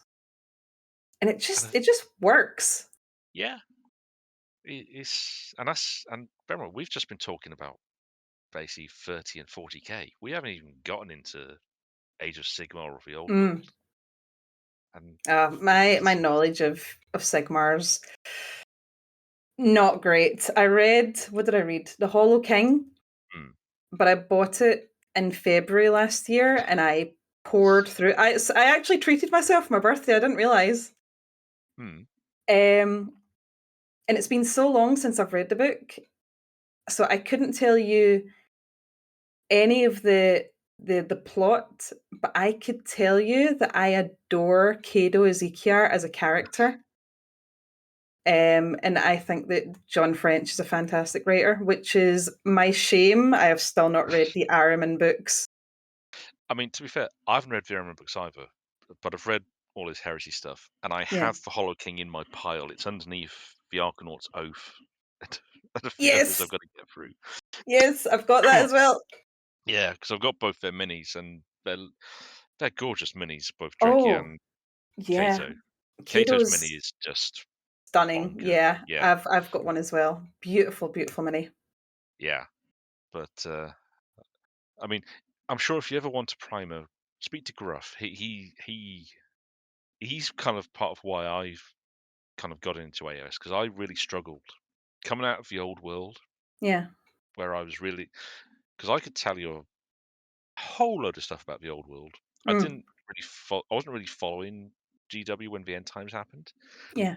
and then AOS occurred, and I looked at it and was like, okay, I think I understand. But as things have gone on and the fiction's bedded in, and listening to Gruff describe things and getting some recommendations from him of stuff to read, Yeah. and picking up some of the army books now and then, I've just got a much better feel for it. And Yeah. once it starts to click, it. You said you like audio dramas, Yes. Realm Slayer. It's the Gotrek Gurneson, Mm. how he enters the mortal realms. Right. I He's voiced by Brian Blessed. I might have that book. I think I got halfway through and I was really enjoying it, but then I put it down. I think I put it down to pick up Lion, Son of the Forest, actually. If you get a chance, recommend it. The Yeah. audio is brilliant because it, like I say, they got Brian Blessed to voice the most dwarf who ever dwarfed. Who's Um, also a fantastic choice for Warhammer in any setting. yeah, I was actually amazed he hadn't done anything, because over the years they've had some. Because I mean, Tom Baker did the narration for Fire Warrior back in the day. Tom Baker, really? The man who Yeah. was who? Yes. Huh. Yeah. This is about the time he was doing a fair few VAs, to be honest, because he did the narration for one of my favorite video games back in the day, the Yeah. Hostile Waters. But if I remember rightly, Tom Baker did the narration for Fire Warrior. Mm. Blessed, It's I don't think has done any GW stuff apart from Gotrek. it's I always think fun I when they might be wrong on get that. it's always a joy when they get celebrities. Well, yeah, no, I suppose celebrities, they're big names. Like Catherine Tate Yeah. for Graphics. Have And you have you she was brilliant as She Greyfax. was fantastic. Have you listened to all the way through where they interview the voice actors? I haven't done the interviews, no. Oh, it's an absolute delight because you've got is it Toby? Toby Longworth? Yes, I believe he's in it. And he's been doing 40k for some time and Yeah, he did most of the Gaunt's Ghost books, and the voice actress for Celestine, and it's terrible that that her name escapes me because she's got a very distinctive voice and she's in a lot of 40k. She was also in oh, it's gone out my head now. Oh, she was the ship mistress in Angels of Death. oh, okay. Um, so she does a lot of 40k. So they interview these two actors and a few of the others, and they talk a lot about how their characters fit into the universe in a whole and understanding the universe and the characters being thousands and thousands of year old. And then they get to Catherine Tate, and she's just like, "Yes, voice acting's very different. It's been a really good experience." And there's a level of wholesome to it because she Mm, she absolutely understood the assignment. She went in mm, and did a fantastic job, I think, as Greyfax. yeah. It's something a lot of people forget with actors. A lot of them maybe don't always come into properties having an awareness of the property, Mm, but they're trained to do this. So they're given the direction of what needs to be done and they will deliver. And yeah. because I've seen It's a lot of people giving critiquing some of the more recent stuff. I hate to get into it, but the Acolyte's gotten some grief for mm, various reasons. But some of the actors have been panned because in interviews they've said some things that maybe says, yeah. or they've said that they weren't familiar with the property, but that's fine. There's Mm, nothing wrong with that. It's acting. You're given a role, you're given direction, you're told we need this in this scene, deliver it. And it's and it's like, Henry Cavill giving interviews on The Witcher or Warhammer, mm, and he's the other side of the spectrum because he's very deeply entrenched in the mm, nerdy culture. And you can see him during interviews, and they say, "So you like Warhammer?" And he he, goes off, and he's like, "I yeah. love Warhammer." And you see the interviewer go, What have "Huh? I done? Oh, Well, because they well, don't there's know that what one. he's on about." Well, there's that one with the cast with Felicia Day where he starts talking about his army, and you can see the two actresses to the side. They're just like, "Oh, what Yeah, have you done?" yeah. It's like he says Adeptus Custodi, and people go, "What is that? What is that?" Yeah, Because how do you describe the custodians to someone who doesn't even know what Warhammer is? Like, oh, they're these golden warriors who protect the god emperor of mankind, who's not yeah, actually a god, and he's kind of dead, except he's not really, and he's on a big chair, and yeah. they don't leave the palace, and Mm, and it's what are you on about? yeah. And they're different from these super soldiers who are different from these super soldiers, but Yeah. they're nothing to do with these nuns wearing weird fetishistic power armor. Yeah, it's like they're the best and the strongest, except for the Primarchs, who are actually the best. It's like, what's a Primarch? You're saying, like, even the word Adeptus Custodi, that's a made up word. What is Yeah, that? What does that mean? yeah. It's fun sometimes seeing people glaze over slightly when you're talking about this So hobby.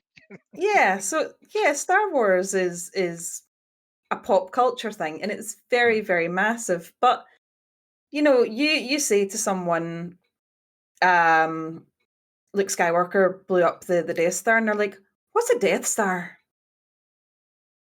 What yeah, is that?"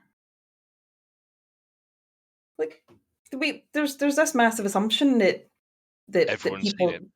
I mean, I saw The Matrix for the first time on Friday night. I saw that. What did you think?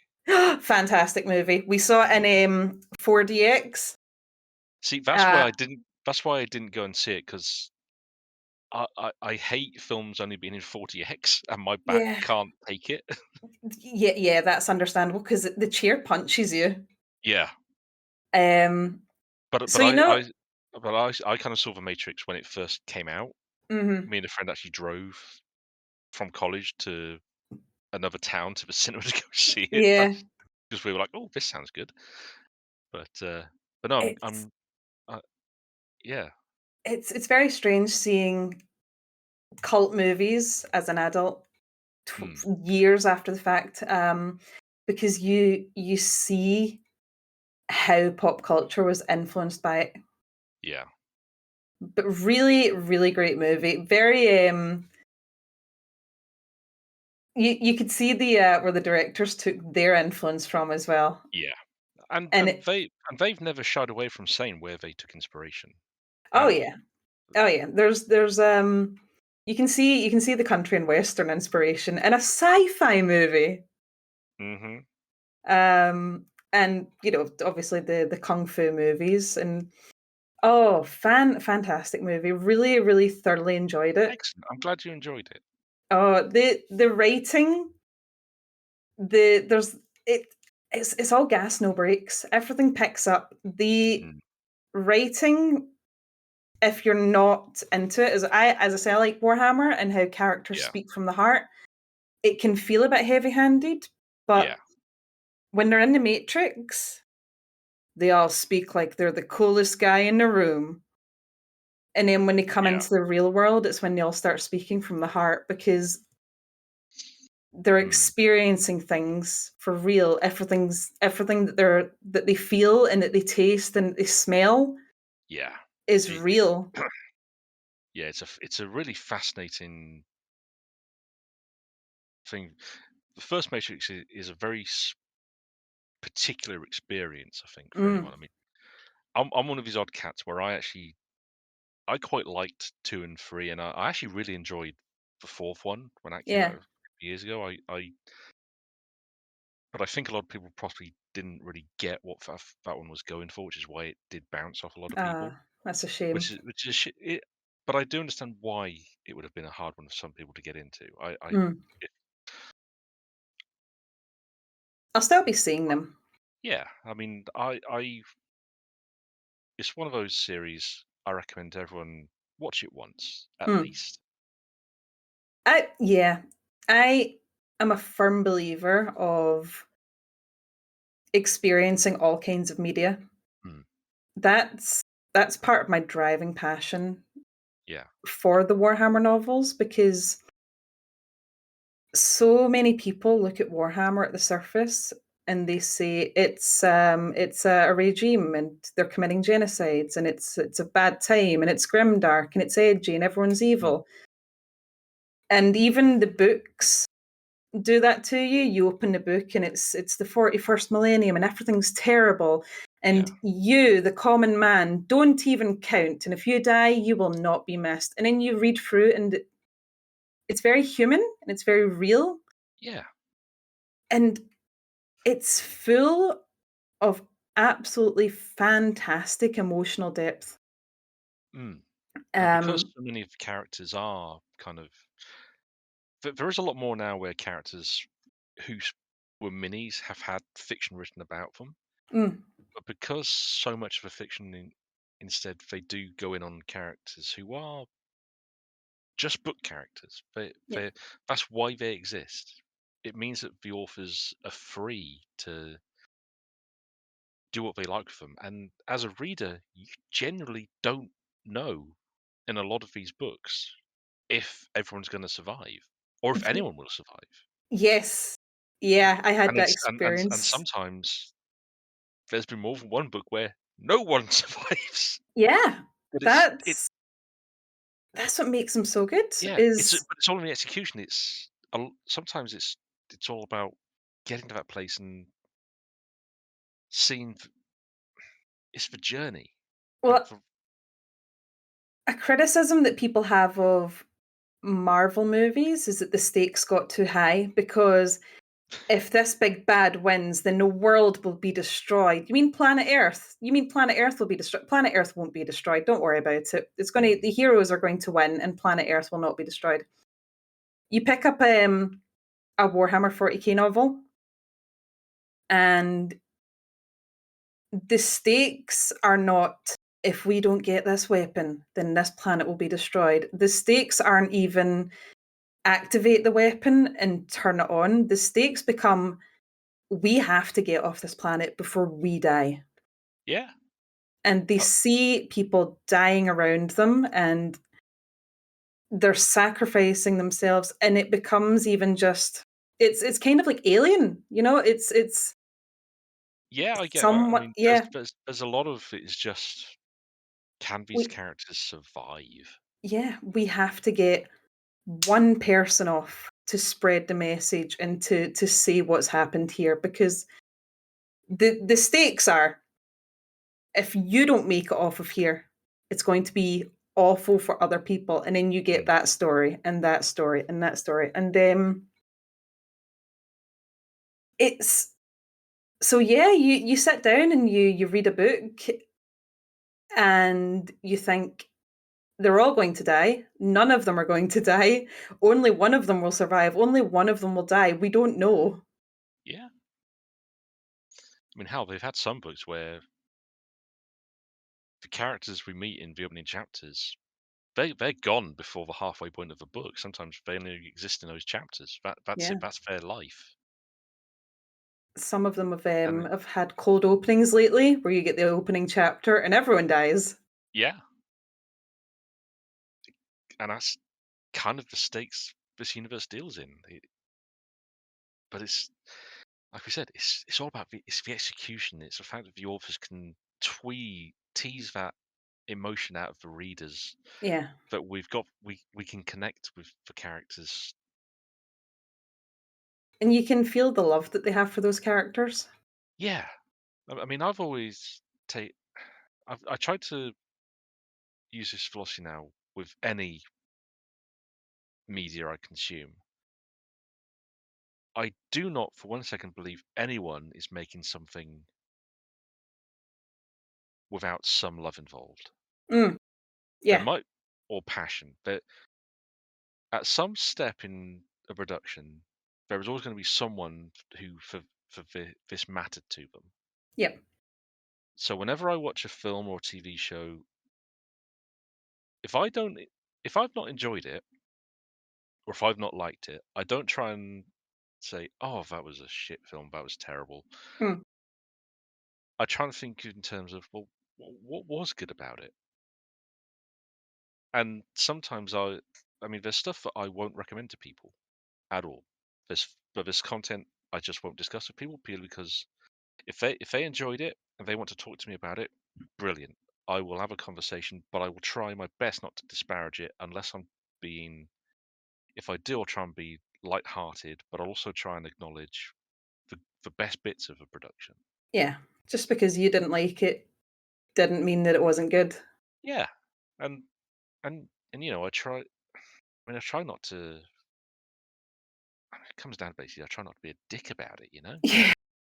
You don't have to. You can not like something and not be an asshole. It's not. It's not I difficult. recently had that with Scavenger's Reign. Mm. Have you seen it? I've not gotten to that yet. I want to because I have heard a lot of good opinions about it. So I watched all of it, Yeah. and I'm not saying that it's bad. And when season 2 comes out, I will have my butt in the chair and I will watch all of it. I Mm. binged it. Yeah. But when I walked away from it, I was kinda like, "That didn't really It left you a little cold. leave an impression," yeah, and I don't think it was bad. That's Mm. the thing as well. It's like Yeah. I do not think it was bad at all. I think it was fantastic. It was beautifully animated, Mm. but it just did not grab me personally. And I've And been on the other side of that with Midnight Mass. Sorry, mm. I know I'm interrupting. I think Midnight Mass is fantastic. I cried my little eyes out. And, I've seen people who watched it and they were like, I didn't get it," which is fine. Yeah, It's everything is not for everybody. absolutely. And the thing I always like to think, if at least one person enjoyed something, Hmm, then that has given that product worth. yeah. Storytelling is as old as people. Absolutely. And it's all just the mediums. And the thing is, there's no need to crap on something that someone, because you don't know, you could be talking to someone who was really involved in a project Mm, and you're disparaging it, and you could be breaking their damn heart. yeah. But if you can just come up with something good to say about something, if you can say, you know what, it wasn't for me, but I did like this about it. This was good. There was some, I could see what they were going for. It just wasn't really for me. It's all about how you phrase it. The Are you talking about The Wolf Time by Gav Thorpe? I like the Wolf Time.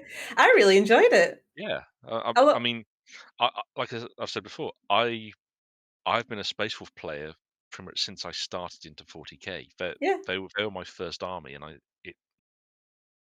I mean, you saw the picture I posted. I've just straight up my Primaris army, yeah. which I've been building for years. There are aspects of the wolf time that I did not particularly latch onto, and I think it's Hmm. because I went in with expectations because I've been reading Guy Haley, who Yeah. goes really into the depth of the emotions. But Hmm. so with the Space Wolves, hearing that a Primarch has come back and they are so excited because they think it's their dad, and then they find out it's not their dad, it's Yeah. actually the boring uncle that they don't like. Personally, I didn't think that that hit emotionally where I would have liked it Hmm. to.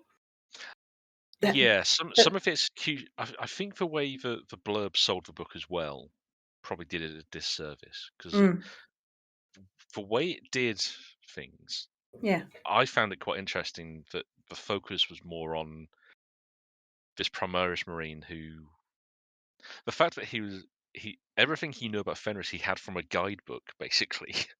I And liked his story. I liked him it as a was character. I'll it be was honest. brilliant. I loved his story because he had to go through this whole thing of realizing that one, his squad mates all think he's a little bit of a nerd. For Yeah, yeah, then the modern day Space Wolves think he's a dick for trying to tell them how to play the game and how to be Fenrisian. because he's When it's just like, a silly little boy. yeah, and then he goes through his whole journey on his own. He kind of does his own take on the journey that all Space Wolves Yeah, had to take, that he and his brothers didn't. And that journey, and then meeting the clan on the coastline and taking them to Azerheim and to the Fang, I thought that was so well done. it's yeah, it's.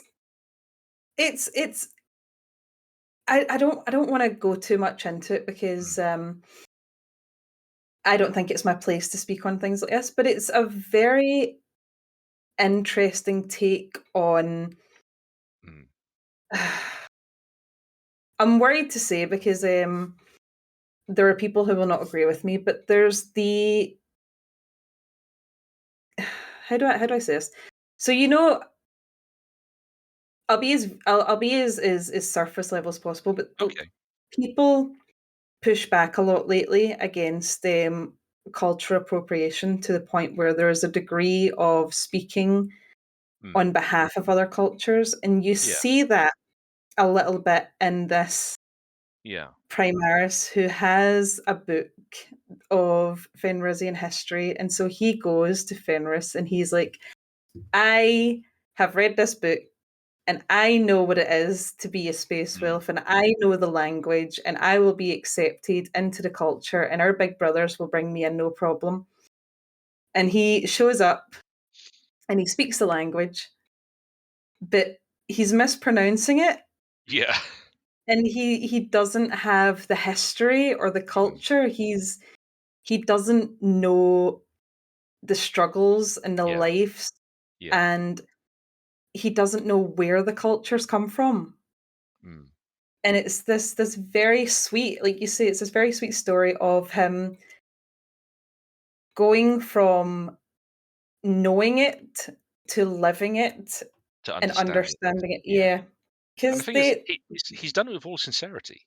yeah, There's no mockery on his part or anything like that. Everything he does is with utmost, the very best of intentions. yeah. And like you say, like you said about cultural appropriation, it's something that is very easy to do in our world to take on aspects of a culture that, again, with the very best of intentions, but you haven't lived it or understood it, so it it And could feel off. he has a son of Russ as well. Mm, So there's that level of him wanting to be accepted by his big brothers, but yeah, as a Primaris, he's an outsider because he was taken from any other planet. And again, he's immature. He's a little yep, boy. He's he's not lived any experience outside of turning 12 years old. pretty much, yeah. And then he wakes up and he's a big boy and he's told, "You're a son of Russ." And he's like, "Excellent. Space Wolves are cool." I mean, he's not wrong.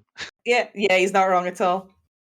And it's the Space Wolves do mock him a bit. There's a moment I absolutely Mm, adore where he says something to one of the older fellas, and he's like, "Is that right?" And it's got the same energy of that kind of mocking way that some Glaswegians will speak to another and go, "Oh, did you? Aye." But they mm, even when they do try to be a little bit more accepting, he's too prideful to realize that yeah. he's not being mocked. It's just a bit of playful ribbing. Mm. Which kind of So is the Space Force whole shtick because uh, they're they are the most unspace marine Space Marines out yeah, there. yeah, they're So, very close. They have very very close familiar bonds. Also, mm, I like that book because it makes the wolf helmet canon, mm. which I I, liked I it. I like the Wolfhounds. I've got a load of them across. I've got one squad that's just got Wolfhounds for the I entire squad. I think they're fun, Hmm. and I like things that are fun. Yeah. I mean, with my Space Wolves, I've because I got into them before it was wolf, wolf, wolf, wolf, wolf, wolf, wolf. You know, Yeah, so yeah, so when I came back to it and started to rebuild the army from scratch, I made one. In my head, I said to myself, I don't want Thunderwolf cavalry or Wolfen, not mm, because I object to them in any way, but purely because they didn't fit my image yeah, of how how I wanted this army to look. yeah, I'm at a stage now where I'm thinking, do I want to get some Wolfen and see if I could kit bash them to look better? yeah. Because that could be fun.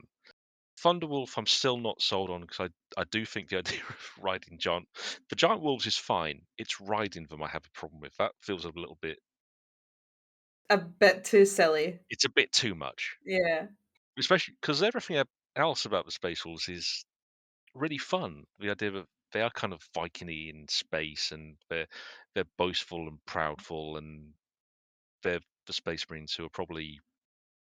I mean, their chapter master is the most beloved hero of the Imperium at this point. Mm, But they can still be dicks and make mistakes and be assholes and get taken down a peg or two by their their brothers in other chapters who yeah. may be a bit straight laced, but they're still all Space Marines at the end of the day. Oh, yeah. But yeah, it, like I said, I've seen a lot of people knock for Wolf Time, and I didn't get it because I really did enjoy it. Mm, It was a like I said, I think they pitched it a bit too much on Logan Grimnar meeting Gilliman, yeah. which is actually a very small bit of the book at the end of the day. Yeah. A very nicely done bit, and I'd have loved to have had more of that, but it wasn't Yes. really what the story they were telling was about. There was a different I story in there, which mm, I describe Wolf Time as uh I think there's a few versions. It's a really good novel that could have been great mm, because all the ingredients are there for a mm, fantastic, and I think it could have been a very beloved Dawn of Fire novel. yeah.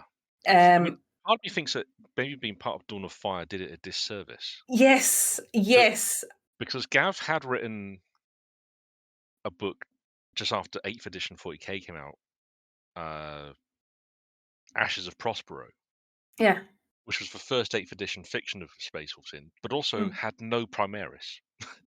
All the other battles books had Primaris Space Marines in, apart from I that one yeah, exists.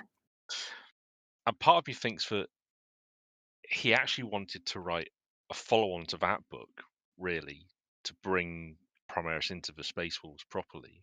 yeah. And having it be a part of the Dawn of Fire series meant he had to kind of make some concessions to how that series has been going.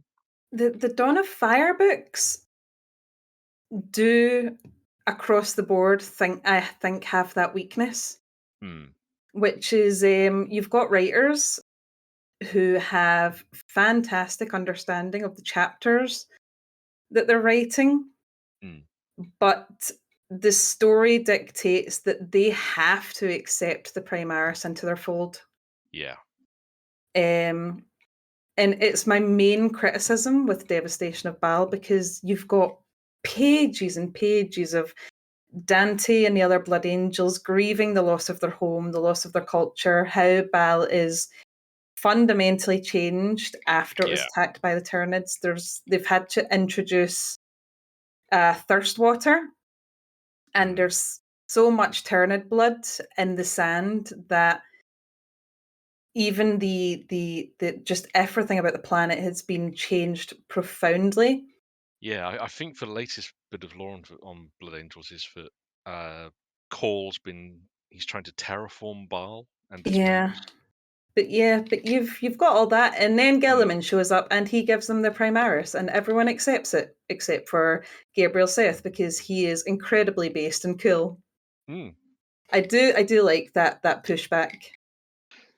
Yeah, he's one of those characters who's kind of the asshole that you need in a lot of these stories. The one who It's will turn and go, well, no, don't be a dick.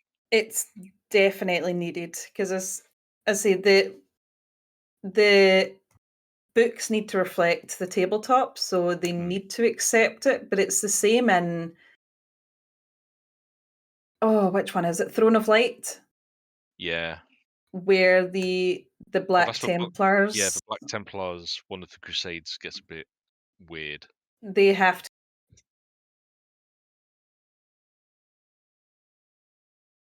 have to accept him, and it's the only time I've really felt taken out of 40k Mm. novels is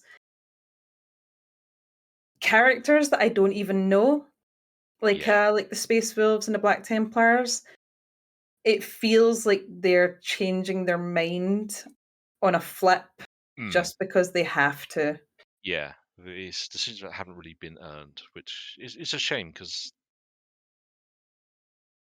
they have done stuff in the past, kind of giving hints as to why things have happened and the like, and there are hooks that they could go with, and then for, like you say, to match the tabletop, they've had to just go, no, no, it's all fine, we're all good here now. How are you? Yeah.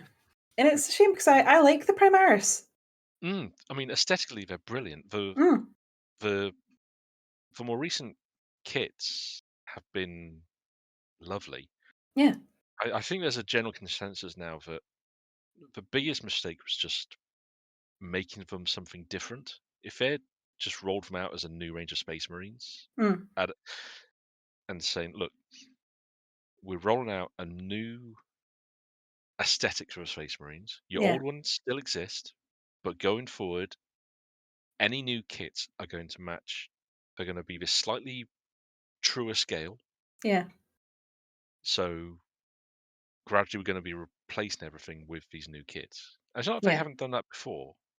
I get why they didn't, but I think most of us now who've been in a hobby for a while have come to that impression that because in terms of tabletop, there's not really that. The only real difference now is that for Primaris units, it's really the main infantry units. The intercessors, well, there's no because the classic Space Marine lineup was Assault Squad, Tactical Squad, Devastator Squad. mm, Those were the three key linchpins.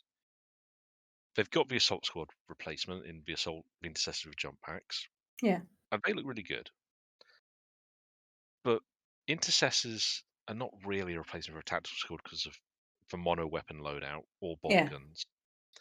And they don't really have a Devastator proxy yet because all the heavy weapons are spread across all these different units, mm. which are kind of all, again, they're all mono loadouts, which a lot of us kind of get, but there was more flavor in Is the it old. oversimplified on the tabletop?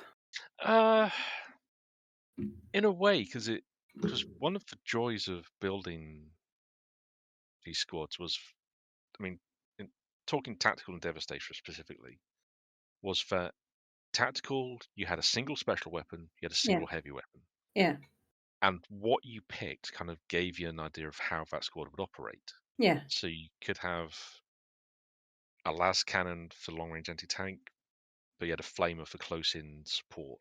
mm, You could have a melter gun for anti tank, and then you might have something like a heavy bolter for taking out hordes. Yeah. And they've kind of lost a bit of that because I mean, if you look at the options for heavy weapons, I mean, Hellblasters are all plasma. Eliminators are oh no, snipers are the eliminators. Exterminators? Yeah, I think that's the melter ones. The desolation squads have those really bizarre missile launcher loadouts, which none of us really get because they replaced what was a pretty good missile launcher already. And it's just a bit weird, Yeah. I think is the way to put it. Which is again, it's a real shame because there was plenty of. I mean, personally, a lot of us. I mean, I reckon we'll probably see them dispense with firstborn in the next few years, and we'll get Primaris versions of some of those squads eventually. Yeah. Because I don't see. We've started to see it with some of the more recent kits. They've been putting a heavy weapon in the squads Mm. that have come out for the company heroes, the Stern Guard, and the heavy intercessors have all had a support weapon built in. So I'm thinking we're going to see more of that going forward potentially. Yeah. So I reckon maybe not this edition, but next we'll probably see the intercessors and tactical squad kits phased out. Oh, that is a But shame. but I imagine they'll probably replace them with a kit that is basically Primera's tactical squads. Yeah. So intercessors with a special and a heavy weapon. Hmm. That classic look. Same thing. I hope we might see the same thing with heavy weapon squads. To be fair, with proper Primaris Devastator kits, but I just don't know. It's an odd one. It's funny how the tabletops had to influence for fiction, and Yeah. like Because I said, I it feels a bit messy sometimes. I I like the Primaris and the lore. I like the way that they Mm, bounce off their older brothers. I like the way that they're trained, but they're not mm, experienced, yes, and how some of them, like Felix, my sweet boy, I adore him so much. you know, for the longest time I was going to convert a model of him. I want a I'm not. I'm still not sure if I will, but it's tempting. I want a model of him so badly. I want to see more of him. It's getting to the point where I'm going to start tweeting at Guy Haley Have to. you read the Belisarius Cool novel? Oh yes, Yeah. yes. I was about to go into that. Like he's Felix is a very capable soldier, Mm, but he's got this level of not naivety and not really doubt, but he's still coming into fully understanding his future and that he's yeah. a because as far as he is aware, he's just a weapon, but he's also traumatized by what was done to him. Yeah, and one of the most blackly comic things is that Cole really doesn't understand that. Yeah. I mean, he is massively fond of Felix and all the Primaris Marines, Yes. but he just can't understand that what he did to make them Primaris was horrifically traumatizing. Call's a fantastic character. I know. I I'm waiting to get the paperback of Gene Father because I didn't get around to picking up the hardback when it came yeah, out. So Gene Father's very fun. mm, I adore Call, and I'll only speak from the great work. I love him because he's so egotistical mm, in a universe where no one is that brazenly up themselves. yeah, And it's in any other universe, I think I would despise him. yeah. But But his ego is justified. I mean, that's the kicker with the likes of Call and Araman and Bile and some of the Necron characters who are all horrendous, egotistical assholes of the highest degree. Yeah, But they all have the talents to back that up. yeah, They're like that because they genuinely are masters of their chosen fields in ways that most people really cannot comprehend. Yeah, it's the other side of the immortality coin, isn't Mm, it? Is yeah. you've characters like Dante who is heartbroken and he's full of grief and Mm, he's I believe he said he even forgot his birth father. yeah, he's forgotten the faces of so many people over the centuries.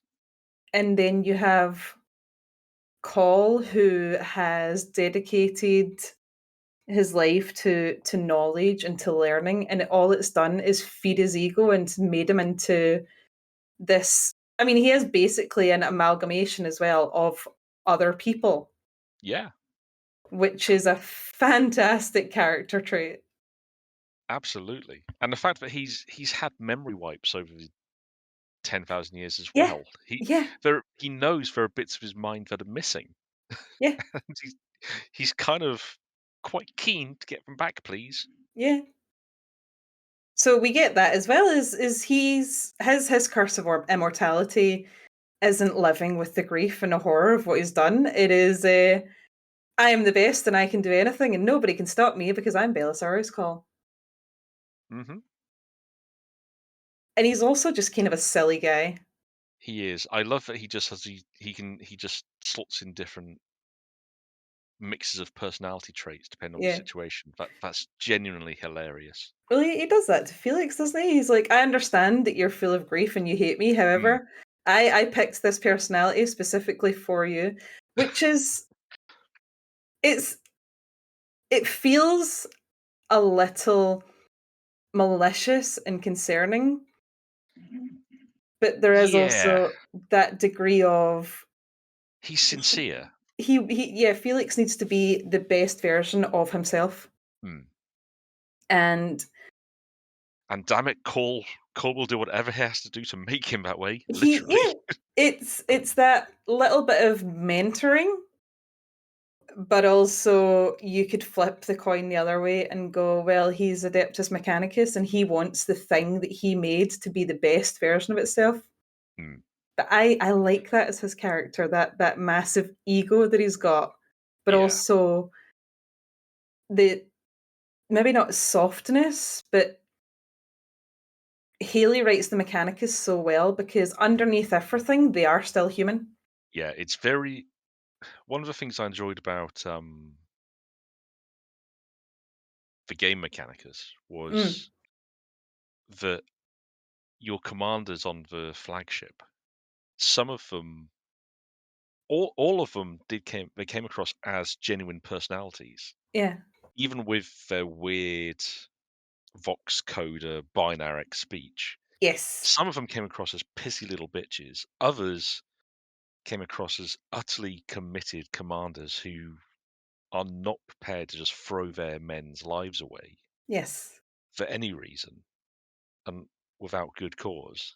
And it's not always easy to do with mechanics. It's very easy to slip back into, well, they want to be machines. Their own thing is like, well, yes, but equally, that's not an easy thing to. There's still a meat, a ball of meat inside running the machine. The reason they want to be machines is to live long enough to know everything. Yeah, they are the ultimate hoarders in a way. Yeah. So you've got characters like Call, who is all ego and is all of these people and trying to learn everything. And then you have there's a Mechanicus who only appears for a chapter, if even that, in Avenging Sun. Mm, And I adore this character. And I say constantly, I absolutely adore Guy Haley as a writer because there's so much heart in his writing. Um, and I don't know if he's a Magus or an Adept or an Engine Seer. I think he's an Adept, mm. and he's doing maintenance on the inside of the ship. And as he's walking along, he's got all these little constructs scurrying around his feet like little pets. and he talks to them in a sweet way, like they are pets, and I think he calls them "my little ones," and Yeah. they take little readings for him, and as he's walking along, he's basically reciting nursery rhymes to himself. It's the oldest prayers that he learned when he was newborn. Mm. And he even says it himself is like, yeah, it's very simple, but they bring him comfort, and it brings this massive level of humanity. Like imagine um a grown adult person. Imagine your IT guy, and as they're under your table fiddling with your modem, they're humming "Twinkle Twinkle Little Star," Yeah. and it gives this very sweet, very very wholesome level to a character who only appears for maybe 5 pages. Yeah. It's great when writers can do that because it's not an easy thing to do, but Oh no. it's a sign of a good writer that they can just give you a few pages of a character and a little something that just hooks you in. You just say, "Oh, I'd like more of this, please. Yeah. Are you going to come back to us ever? No? Oh, okay." Goes back and rereads it again and Oh, again and again. I'm climbing the walls, clamoring for Guy Haley to do his own Inquisitor series on Inquisitor Ooh. Rostov and his retinue. Oh, that could be fun. You know you've read Dark. Is he in Dark Yeah. Imperium? He's not in Dark Imperium. He's He's in. in it, Avenging He's, Sun and Throne of Light. mm, Ah, he's the one whose retinue. I love his retinue because they're what is just a it? There's family. yeah, who've all just congregated and they've gathered this really esoteric set of war gear between them. Which again, I love stuff like that with the Inquisition. That you can just go nuts and give them all the really bonkers, weird tech that they've just I found or salvaged and made work. I just really adore. So I've not listened to the audio, so I'm going to try and Mm. pronounce it from I read it. Chilch or Chilchi, the little three-armed alien Oh sniper. yeah, yeah, yeah. I love her. Mm. She's very much like Rocket Raccoon, I think. Yeah, And I think Guy had big Rocket Raccoon vibes in his head when he was doing writing that yeah, character. but she's so maternal. I know everyone knows me for loving the Space Marines and the Primaris and for loving my boys. She is my favorite little mother in 40K. I absolutely adore her. I read the books, and the way that she just bickers with all of Mm. them. With Rostov, the I can never remember his name, but he's kind of like the beefy, the muscle. Yeah, If he was, and then there's the former Astra Militarum who is trying to come to terms with working with the Xenos, yeah. and she bickers with them and she tells them all off, but it comes from a place of love, Mm. and I just absolutely adore her, and I love Rostov as a character as well because I love the trope of a character who has ultimate power, and as an inquisitor, he speaks with the voice of the emperor. Mm. But the work that he does is emotionally killing him. Yeah, it's not always something that they get into with the well, Abnett does get into it sometimes with Eisenhower and Ravner and the Pariah books. Oh, I love Ravener. Ravener's so silly. Mm. But it's a really hard thing. A lot of the time, the Inquisitors are just presented as these almost impenetrable walls of intolerance and rage Mhm. against everything that they are doing this for humanity, damn it, and we will keep doing it until everything's gone. Yeah. But to have an Inquisitor who genuinely doubts what they're doing but still does it, that's interesting. Yeah. That because I guess you're allowed to question yourself when you take these steps, and an Inquisitor probably should do more than anyone else Hmm. because of the power that they wield to literally snuff out an entire planet if they so choose it. so decided. That's been a common thing in some of the modern Militarum novels, Mm. where they're maybe not asked specifically, but it's in Longshot, which I think is a fantastic book, and I highly recommend everybody read Longshot. It's on my list. Um, it's a very, very good one. But they do it in 15 hours. I'll in all guard novels is you know, it's not asked explicitly, but it's the what are you fighting for? Mm. And people who wouldn't read the novels would say, "Oh, they're fighting for the Imperium." And they're fighting for the person beside them. They're fighting to survive, and they Yeah, recognize that the regime that they're a part of is cruel, and yeah, it's not perfect, but they fight for the person beside you. Fight for the Rostov's retinue are a found mm. family, with a a character who plays the part of Mother, who is not part of the Imperium, which adds a whole other layer of things. But it's this very human, relatable thing. Yeah, You fight for the person beside you, but they do it with the understanding as well that it's for the bigger picture, mm. you know? So an inquisitor who has to call exterminatus on a planet like Dante had to exterminatus several planets. Yeah, yeah.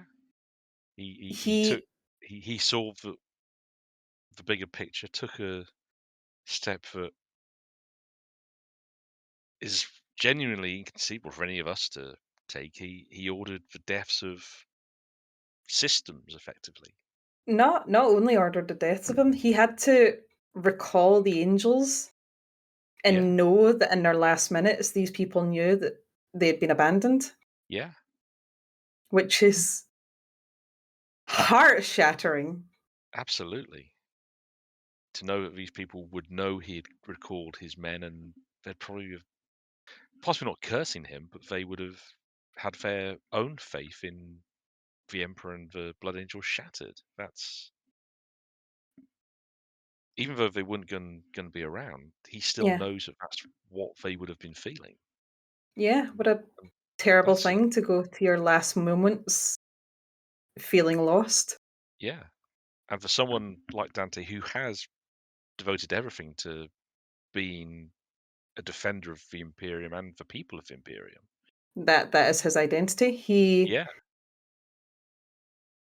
And given the he costs he had already expended to defend these worlds, to realize he's reached a point where we can't keep doing this. We have to pull back. We have to oh, make a fire break.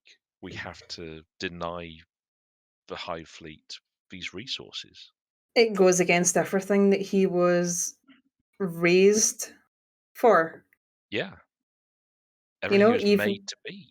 even as a human being before he was made a space marine is because he was part of a traveling community. Yeah. You know, love his father, love his family, love his neighbors, and then upraised to space marine. And it is your job, your not even your job, your reason for living is to serve the emperor and to protect mankind. You give up. Well, it's they didn't give up all personal identity because they become artists, but Mm. they were told you will never father children of your own. Yep. You will never see your family again. Your family will be your brothers and you will see them die.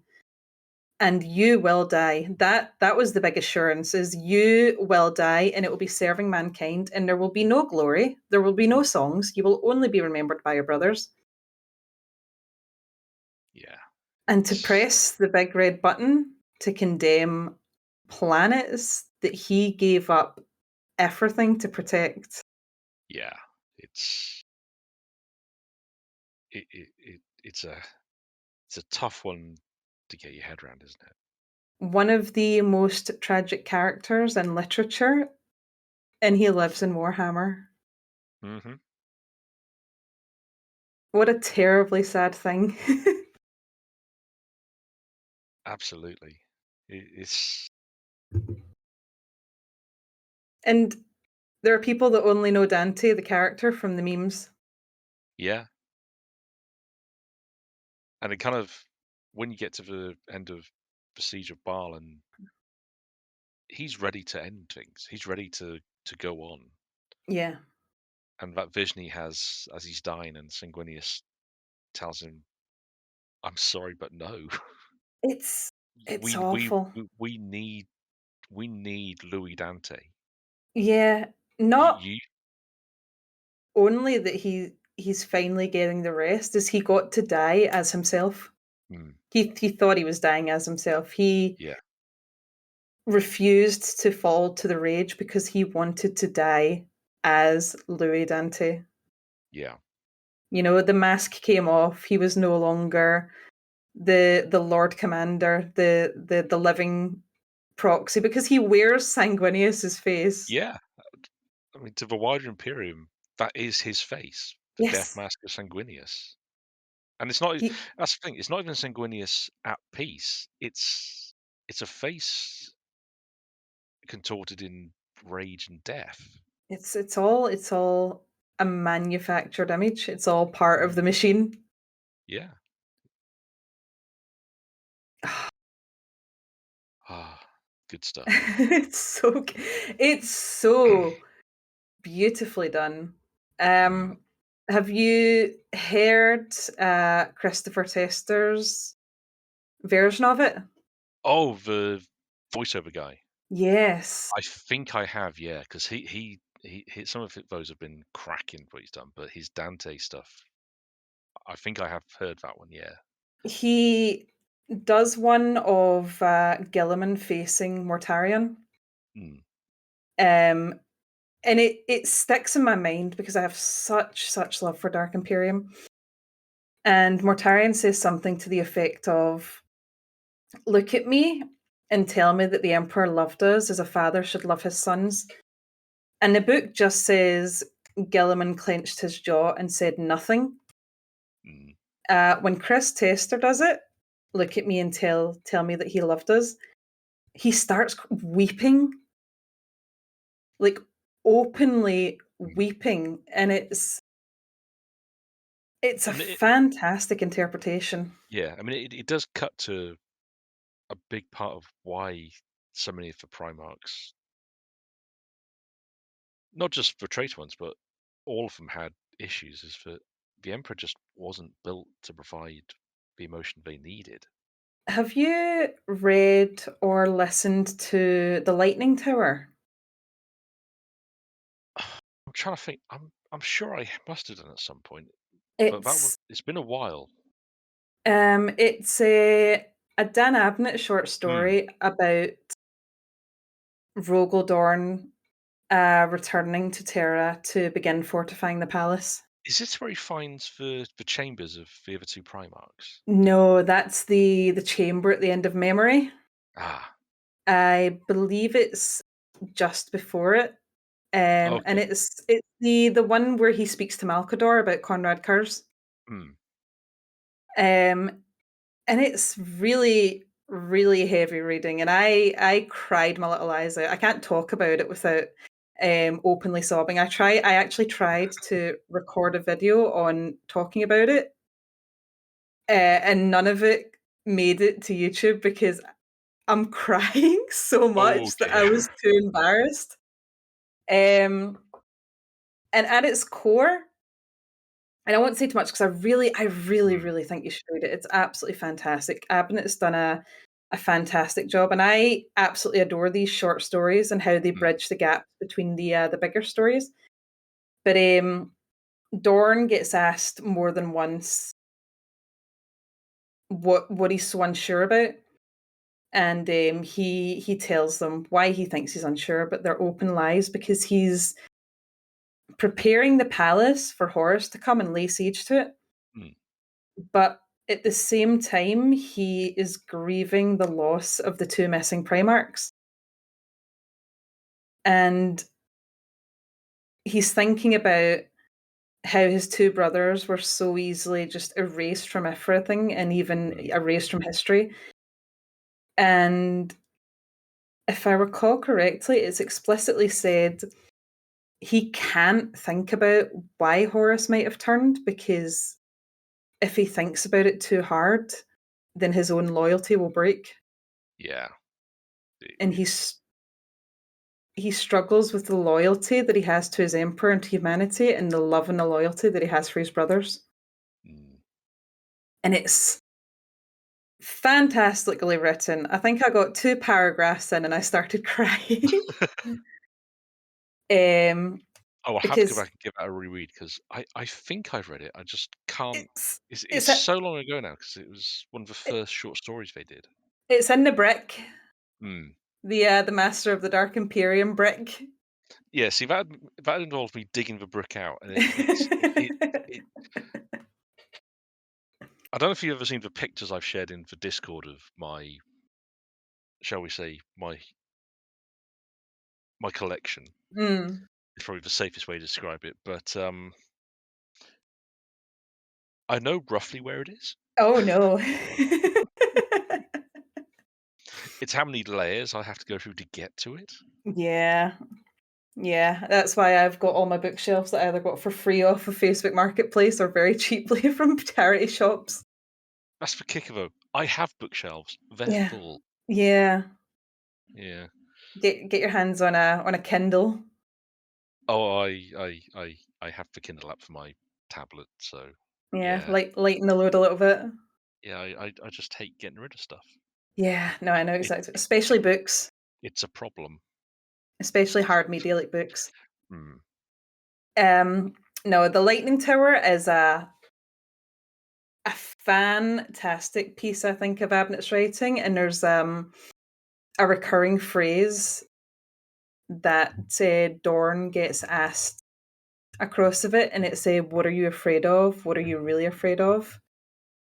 And I've got my own theories on it, but I'm loath to say what they are in case of the pushback.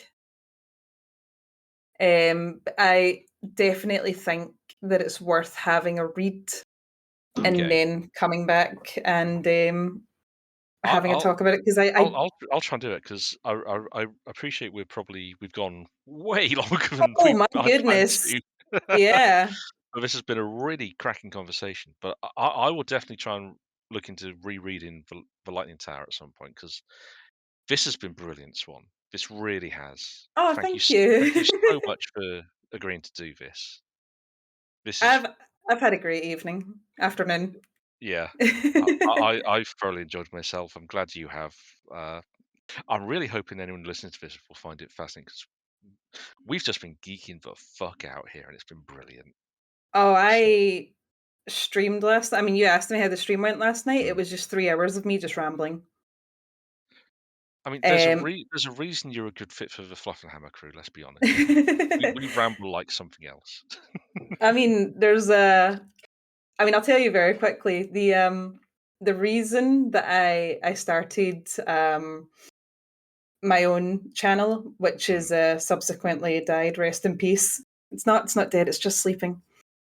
Is because my friends were getting so tired of me just talking at length about Warhammer. Just I don't know if you saw ages ago on Twitter, I posted a picture and it said, "Would you let this woman into your house to drink all of your wine and tell you Warhammer lore?" That was not a haha funny hypothetical. That has happened on more than one occasion. I mean, I would, but I think all my wines probably turned to vinegar by this point. um, yeah, I went round and I drank maybe 2 bottles of red wine and started talking about how Erebus is one of the best characters in literature and is a fantastic villain. Oh, that's fantastic. Yeah, so that is why I can't help myself. I genuinely think we have some of the best characters in 40K that have been maybe not. I can't say written into literature Hmm. because I've not read as much literature as I'd like to. I've not seen as many movies as I'd like to, but Hmm. we've really been given something very, very special, and there Yeah. is fantastic talent working for the Black Library that have got so much heart and so much love for the universe. And I really, I'm only plugging this because it's the most recent one that I've Hmm. read. But Deathworlder by Victoria Hayward is written with such love. But if you Hmm. even if you go on her, Her Twitter feed is just full of her geeking out about Warhammer stuff. it's It's so it's wholesome. it's so delightful. It's what made me so excited to read her book is Hmm. just how excited that she was. And it's the same with another writer, Danny Nick Ware? Wilf. Oh, Ah, was yeah, Danny as well. Danny is brilliant. We've Yeah. I think me and Griff have both chatted to her on Twitter once or twice because she's just great. I was heartbroken when I saw yesterday that there were signed copies of her sister's battle novel in um, Waterstones Piccadilly, and I was like, "Oh, Manchester Oh, Piccadilly, that's not far away at all." No, London Piccadilly. oh, that hurts. I was in London 2 weeks back. I was heartbroken. Oh, I'll tell you one thing for free. Um, Having moved to England and being in Yorkshire, hmm, and knowing that I'm so close to where these writers live, like Guy Haley's based in Yorkshire. yeah, Adrian Tchaikovsky, who wrote Day of Ascension, is based yep. in Yorkshire. Um, God, who else? I think Jude Reed is in Scotland. There's another writer who's local.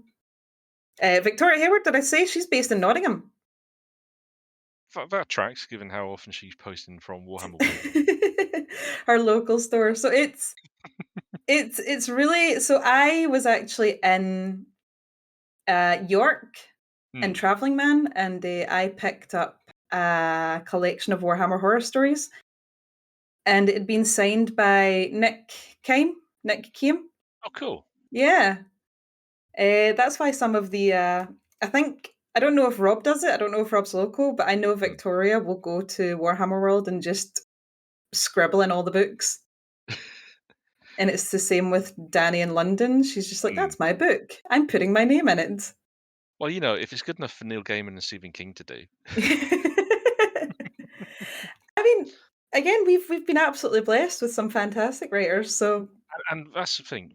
The Black Library authors are all the ones I've interacted with, and I've been quite fortunate. I met Dan and Graham at a oh, Waterstones event about 13, 14 years ago now. you Which lucky duck. you know what was even better about it? Mm. China Miéville was there, and Ah. then there was a talk afterwards, and Terry Pratchett showed up. Oh, fantastic. Oh! Although my lasting memory of that event was the fact that whilst we were all kind of waiting, because it was just signing up for big Waterstones in the London Centre. Mm. Whilst we were chatting, I got talking to a pair of ladies who were also there, and Yeah. it turned out one of them was the author Kate Griffin, who I'd really gotten into her urban fantasy books that were coming out Really? around that point. And the other Best day one, ever. yep, and the other one was her agent. And we just started geeking out about the Dresden Files. Yeah. And the hilarious thing was that Kate had to tell us to shut up because she hadn't read the latest one yet, but we both had.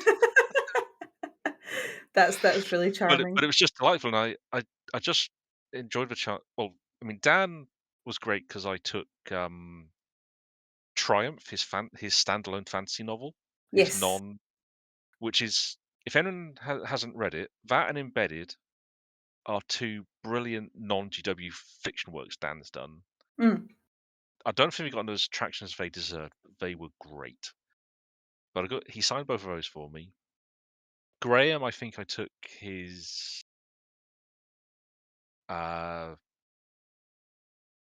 I think it was whichever one of the Prospero books he wrote and Dan didn't, Yeah. because they kind of split the them. I think I took both copies for them to sign each, and I just wanted the chance to say thank you to both of them because whenever I meet authors, I just have to say, "Oh, thank you so much. I love your work. It's been so brilliant." Yeah. I think I would weep if I met McNeil. And not even that's not even No, exaggeration. I understand it. He has written some. I think he's probably the Black Library's most underrated author. Yes! It, Honestly. I mean, it probably helps that his output. I'm not going to say it's been small, but because he moved to the States and went to work for I think Blizzard and Riot, I think he worked for. Yes. Uh, He worked on Arcane, which yeah. explains a lot because the writing for Arcane is Hmm. fantastic. I know, right? But it also explains why his output for Black Library did reduce quite significantly. Mm. Still good, but not as anywhere near as much as it was. So I think it means It's that a lot of people have they've kind of missed a lot of stuff. So like he did Lords of the Lance for the first Old World novel in over a decade, yeah. and that a lot of people have really dug. It's next to me right now. I haven't gotten to it yet. I will do, honest. It's a shame that he's only really known as the Demon Collaba and the Reflection Cracked guy Yeah, for writing the more I wouldn't even say uncomfortable. They're very if they weren't suitable for Warhammer, then the editors wouldn't have let it through.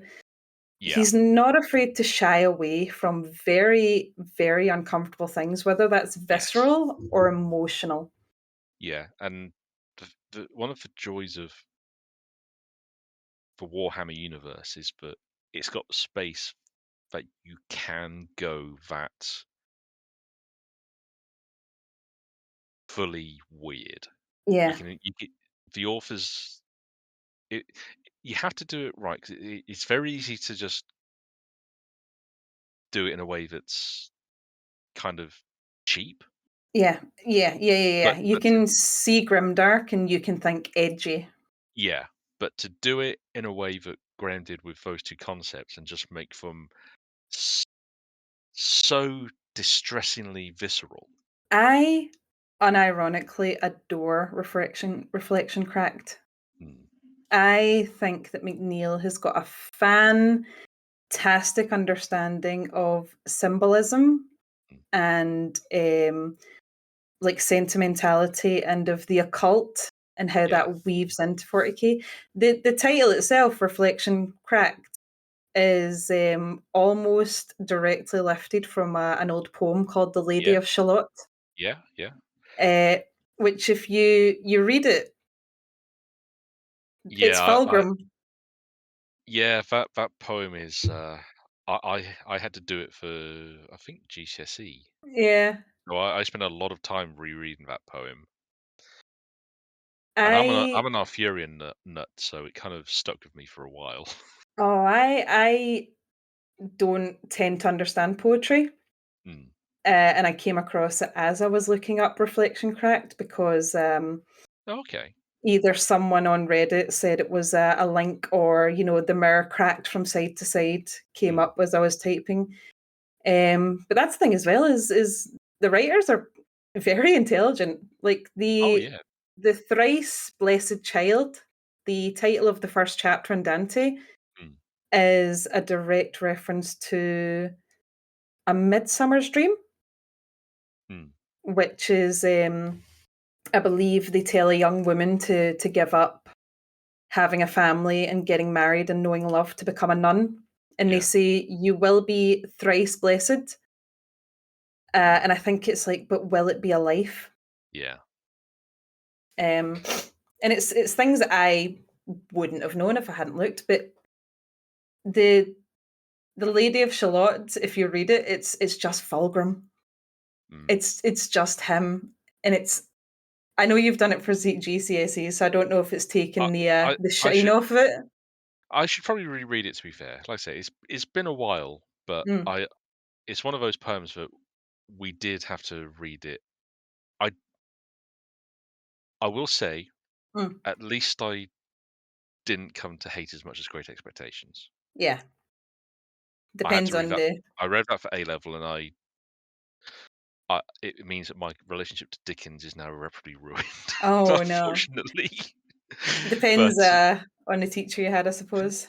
it wasn't a teacher. It was just the fact that it was such a dense book to go through, Yeah. and that's what kind of, I think, killed it for a lot of us. But I know, I think I might try and get back to.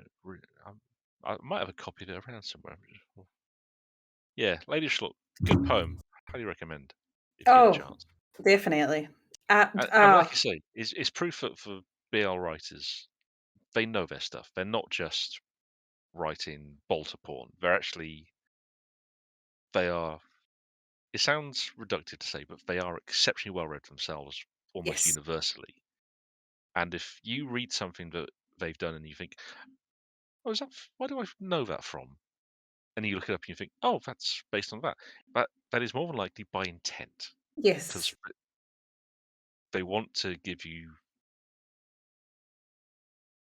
something, a hook, and it's much easier if it's something that is known and the quantity. I wouldn't even say it's cheating. All fiction in some way is in every writer is influenced by stuff. It makes It's sense. yeah, it's And unavoidable. And it, some of the most famous works of literature in the world are in fact pieces of effectively fan fiction. yeah. Dante is fan fiction in essence. Isn't that yeah. He wrote himself into the literal layers of hell. Mm.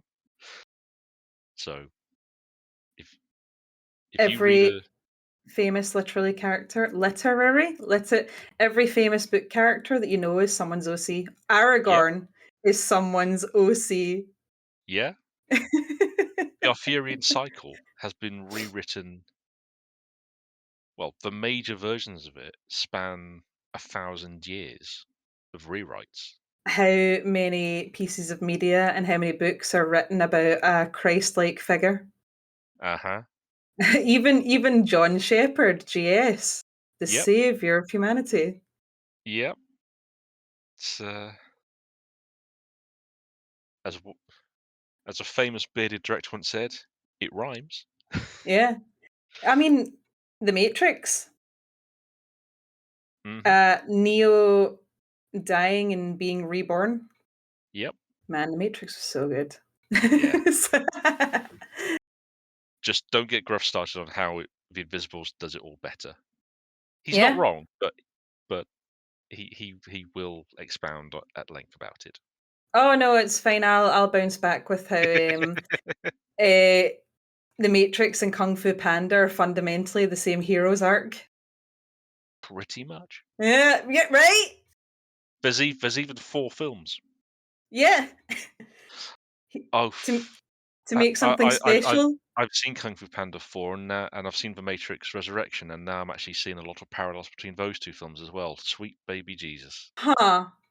See, I've only seen up to 2 with Kung Fu Panda, and I know listen, I know they're animated. I have so much love for those movies. The message in them is very mature, even if Mm. it's The just Kung a Fu Panda and How to Train Your Dragon movies are 2 series that I went into not expecting much, and even after the first films, I knew that they were something special, and each one, to my I mind, has gotten better and better. I saw How to Train Your Dragon 2 in cinema on Father's Day. Oh, Mhm. Yeah. There was not a dry eye in the room. I can imagine. Jesus. Yeah, yeah. Fantastic experience. Beautiful movie, but oh boy. Do you know what though? At the same time, very beautiful thing to share such an Hmm. experience with strangers. That's why I like talking about these Warhammer 40k novels, because if you read them, you see the level of heart that is in them and how different people connect with them. And it's grief is to me, it's grief is the one that speaks to me the most because it hits me right where I live. Yeah. To there are plenty of fellas on Twitter who I've spoken with who are veterans, and they say that they find it very relatable. Was it not? Some veterans went to Aaron Dembski-Bowden and said that they've got a lot of love for the Night Lords omnibus because they understood the characters and really related to them, the way they spoke to each other and the relationships that they had. I think so, and I think Dan's had the same experience where Mm. veterans have approached him and just said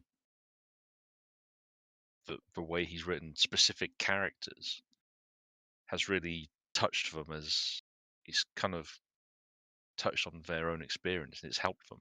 It helps. I can't speak for others. I spoke to McNeil on Twitter, and I said that Fulgrim really helped me with processing some emotions, and now poor Victoria Hayward, if I ever see her at Warhammer World, but Guy Haley as well. It's helped me make sense of some emotions, and it is very comforting because everyone's grieving to a degree, but not everyone will open up about things. But in the books, these characters, if they're a point of view, they are entrenched in it. Yeah. And sometimes just having something that you can relate to like that can be so therapeutic. Even a god can know loss, you know? Yeah. I'm sorry, you were starting to do closing things, and I know. set you up again. Gruff's gonna love this because this is gonna almost a 3-hour podcast. Yes, content. Is well, who's the poor soul that's going to have to edit this? It'll be Gruff, although bless his soul, he tends to just put the stuff up raw. So hi, Gruff. My fault. Love you. Yeah, it's You're fine. doing, He said he wanted content for the channel, so you're doing God's work, Gruff. Very but, much appreciated. But on that note, we shall start wrapping things up. So, yes. Swan, thank you so much again for coming on and doing this with me. It's been absolutely brilliant. It's been a joy. I hope this is kind of like my first time doing one of these with someone I've met completely fresh. Yeah, this is the first time we've met. Yeah. So again, thank you for, I'd say, being patient, but I think we've both taken things off tangents as much as the other. This has been brilliant. So I've had a great time. Yeah, I hope it helped because I know you were struggling with recharging your creative juices, and I hope it's helped in some way with giving you a bit of getting some stuff spoken about and whatnot. Thank you. So, it's getting the prompting. I live by myself. It's very hard to speak to an empty room. Well, I've done it occasionally. People stop giving you weird. There's no one to give you weird looks if you're alone. Yeah, and when the windows are open, the neighbours don't know you're in there by yourself. Yeah, but no, thank you so much for joining me. Where can we find you online if you're You've inclined? you've put me on a bit of a spot. I am. Let me pull up my Twitter. I am on. Sorry. X.com. Swanforge. I'm on the YouTubes. She's not dead. She's just sleeping. I'm also Swanforge on YouTube and on Twitch. Am I Swanforge there as well? I am indeedy doody. Yeah, I think so. Yeah. It's very easy across all the boards. You will see me there just having a good old ramble about Warhammer 40k. I mean, you've how long have we been going? Yeah. We're not nearly at 3 hours now, which I'm staggered by. Special interest activated. But yeah, so more active on Twitter. Going to really knuckle down to make an effort to start doing more YouTube. my pet interest is in Darktide. There's a Yes. story. There's really, really great character stories in Darktide that apparently people are just not seeing. I will freely admit I've seen some of your Twitter posts about characters and arcs, and I'm like, well, I knew that they were there. I didn't know there was all that in there though. So at some point we're gonna have to get down and have a good old chat about that, because Darktide is a game I think it's a much improved game since launch. Mm, Much improved, especially in the last 6-7 months. yeah. And I'm I'm I try and recommend it to as many people as possible, just for the atmosphere that they've created in the game, Yes. because it nails that. There's a few things I'd like them to do more, but seeing what they've done with Vermintide and Vermintide 2 over the years, I have faith that they're in for the long haul here. Oh God, I mean, Abnett wrote the story, Hmm. the base story for Darktide, and we have got authors like, I wish I could pull up my screenshot. We have got Rebecca Hayward, we have got Dan Abnett, we have got Aaron Dembski-Bowden. What's the name of the fella who wrote all of the Ultramarine stuff? That was Graham. Or do you mean Nick Kime? No, it's everyone was like, "Oh, his favorite is." I'm stalling for time. I've gone on to Twitter on my phone, and I've searched the word Darktide because I've taken. Here we go. Here we go. So the principal writer was Dan Abnett, Yep. and then Aaron Dembski-Bowden. Lead writer is Matt Ward. Okay. Uh, That Ultramarines writer with you. Okay. yeah. John French. Wow. Jeremy Vettock, Jude Reed, Mark Latham, Sarah Cockwell, Victoria Hayward, and then a fella called Tor Helmstein, who did additional narrative design. There is a powerhouse of writers working on Yeah. Darktide. I mean, But that's almost a who's who of Black Library writers, to be honest. because the story is all being told in audio drops, but there's behind the Ah. scenes interviews with Dan. There's Zola's journals, which Hmm. are fantastic because she's such an unreliable narrator. There's the skull collections. There's the Vox. People don't like the Vox Intercept. There's Oh. a fantastic one of the Karnak twins where you get a really good feeling for the way that the brother and sister bounce off of each other. Yeah. Okay. And yeah, I came back into the game with the introduction of the Karnak twins, and I adore them as villains. I think they're fantastic, and every time I see a name mention of Rodin or Rinda, my ears perk up, and I'm like, "Oh, special interest! It's the twins." Yeah, And they have got a good look to them, haven't they? they are beautifully designed because they're not over designed. Hmm. I'm a huge sucker for characters in fiction calling each other brother or sister. Hmm. And it makes it all the weightier because I think there's only one instance where one of them calls the other by name. Yeah. I mean, just in terms of how they show up in the game, they Mm. represent a wonderful divergence from the normal gameplay. Just because every time they show up in the mission, you hunt them down. Yes. They are kicking your ass. See, and that last mission, I don't think I've actually beaten it. Not on Uh, other than on the easiest difficulty setting, which is Story wise, they are a fantastic mirror to Zola as well. Because she is you've sent me off. She is a loyalist who came from the lowest part of the hive, and they are traitors that came from the upper spires. oh, But that's they that's, are that's actually a really wonderful they're both mirror to. cogs in the machine that is the Imperium, but on different sides of it as well. Because Zola works for the Inquisition. She is Rannick's protege. She could become an interrogator and an inquisitor herself if she keeps at Yeah. what she's doing. Rodin and Rinda were lieutenants serving underneath Captain Wilfer, boots on the ground, deep in the thick of it, facing personally the dark tide and seeing the real horror of the Imperium, going from a place of privilege to seeing the reality, because there's the massive implication that Nox Alpha was a plague planet. Ooh. I am entrenched in the dark tide story. I am obsessed. Even Victoria Hayward, bless her, her eyes lit up, and she was like, "I can't believe you've caught so much of it. It's all there.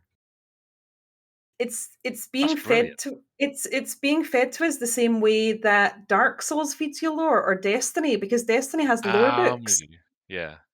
You So know, it's all done environmentally and incidentally rather than shoving it in your face. there's That's a cool.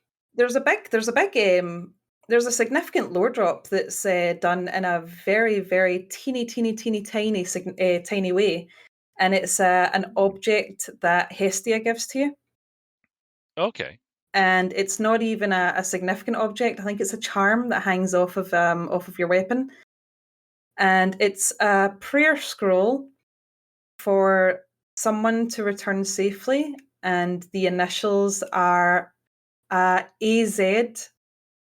Augustine, Zola's first name is Augustine. Oh. Yeah, it's very subtly done. There's fantastic story in Dark Tide. It's just being fed to us very slowly and environmentally. And even with the upcoming mission, they interviewed the environmental narrative producer. Yeah. So it's all there. It's literally Excellent. all there. It's not a big secret. I'm not a smart lady. I've not been going into the files and digging it out. It's all there for you to find. It's just not being fed to us in cutscenes. I might have to try and have a bit of a dig around in that case, see if I can find some of this stuff. Because I will freely admit, I when I've been playing Dark Tide, I've not really been taking my time to find stuff like that, Oh, or even on the Dark Tide website and everything. yeah. So I think Even I might have to rectify that. even just the characters and the way that they speak to each other, like because it's being given to us as audio logs, don't specifically listen to what the characters are saying, but how often they say it or the way they say it. Like Zola constantly talking about how she grew up in the slums and how she's trying to escape that past, but she can't because it's a part of her. You know, just because she Yeah. doesn't live in the lower levels of the hive anymore doesn't mean that it didn't shape her significantly. Okay. I have a lot of love for that character. My problem is I latch on to the characters that don't get the love, and I do the digging to see why they should be beloved. There was a comment. I'm so sorry to your editor. I'll finish up. There was a line on another podcast, and I don't want to throw them under the bus because I have so much love and respect for the podcasters and for the creators. But people might know who it is when I say they said the Iron Hands are very interesting, but Ferrus Manus is not interesting at all. And I took that personally, and I went to the Lexicanum. And I did not read from the Lexicanum because I don't believe in getting the lore from a third party. But every little citation, I Looked at all the downloaded. sources. I downloaded all the books and I read them. Oh, that's brilliant. So, did you know that Ferrus Manus was born with green eyes? Yeah. I'm not sure if I can remember that or not, to be honest. That is from Angel Exterminatus. Okay. Yeah, we get a flashback to the birth of Ferrus Manus and how he came to how he kind of woke up on Medusa and how he got to saw the Great Worm. And I have done that with Zola. When I would see people on Twitter and on YouTube going, I don't like Zola. I think she's a traitor. I think she's boring. And I was like, why? Why do they not like her? She's fantastic. She's a beautiful character. Not even known any of that stuff. I've always thought Zola was a great character. She's fantastic. She's like every other 40k character. She's just full of grief and sadness. Mhm. Yeah, sorry, editor, for dragging this out for another 10 minutes. It's fine. Like I say, it's all content. I'm pitying more the people who will go into this thinking, "Oh, this will be lighthearted," and have got meditations on grief and suffering and finding hope in the grimdark of the 41st millennium. People will have a great time listening to this when they're painting or in their cars. Absolutely. Anyone got a long journey coming up? We got you Hel- sorted. Hello, listener. We appreciate you. Yep. And on that note, I am David, everywhere on the social medias. Otherwise, I'm one of your resident Discord mods on the Fluffenhammer Discord channel. I also run the monthly watch along. Our next showing is, let's see, first Saturday of each month, so that'll be Saturday the 6th of July. We have a wonderful combo. We have the remake of Robocop. And Predator. Don't get me started on Predator. So, as ever, we'll be starting our stream from 7 o'clock in the Watch Along Discord channel. So please feel free to join us. If you're not a member of the Fluffenhammer already, we're on Facebook and Discord. Jump on the Facebook, and once you're in the group, just ask for an invite to the Discord. We'll sort you out. And yeah, on that note, again, Swany, thank you very much for coming on and bearing with me as we both nattered for what's been 3 times what we'd planned to do. It's been an absolute joy. Thank you so much for inviting me on, and I really do mean that from the bottom of my heart. Thank you for that. All the way up to the top. Thank you, dude. That's much appreciated. And on which note, listeners, we'll let you get away. Thank you so much. Bye-bye. This has been a Fluffenhammer production, brought to you by the Fluffenhammer. Visit us at thefluffenhammer.com. Find us on all the social media networks your heart may desire. You are now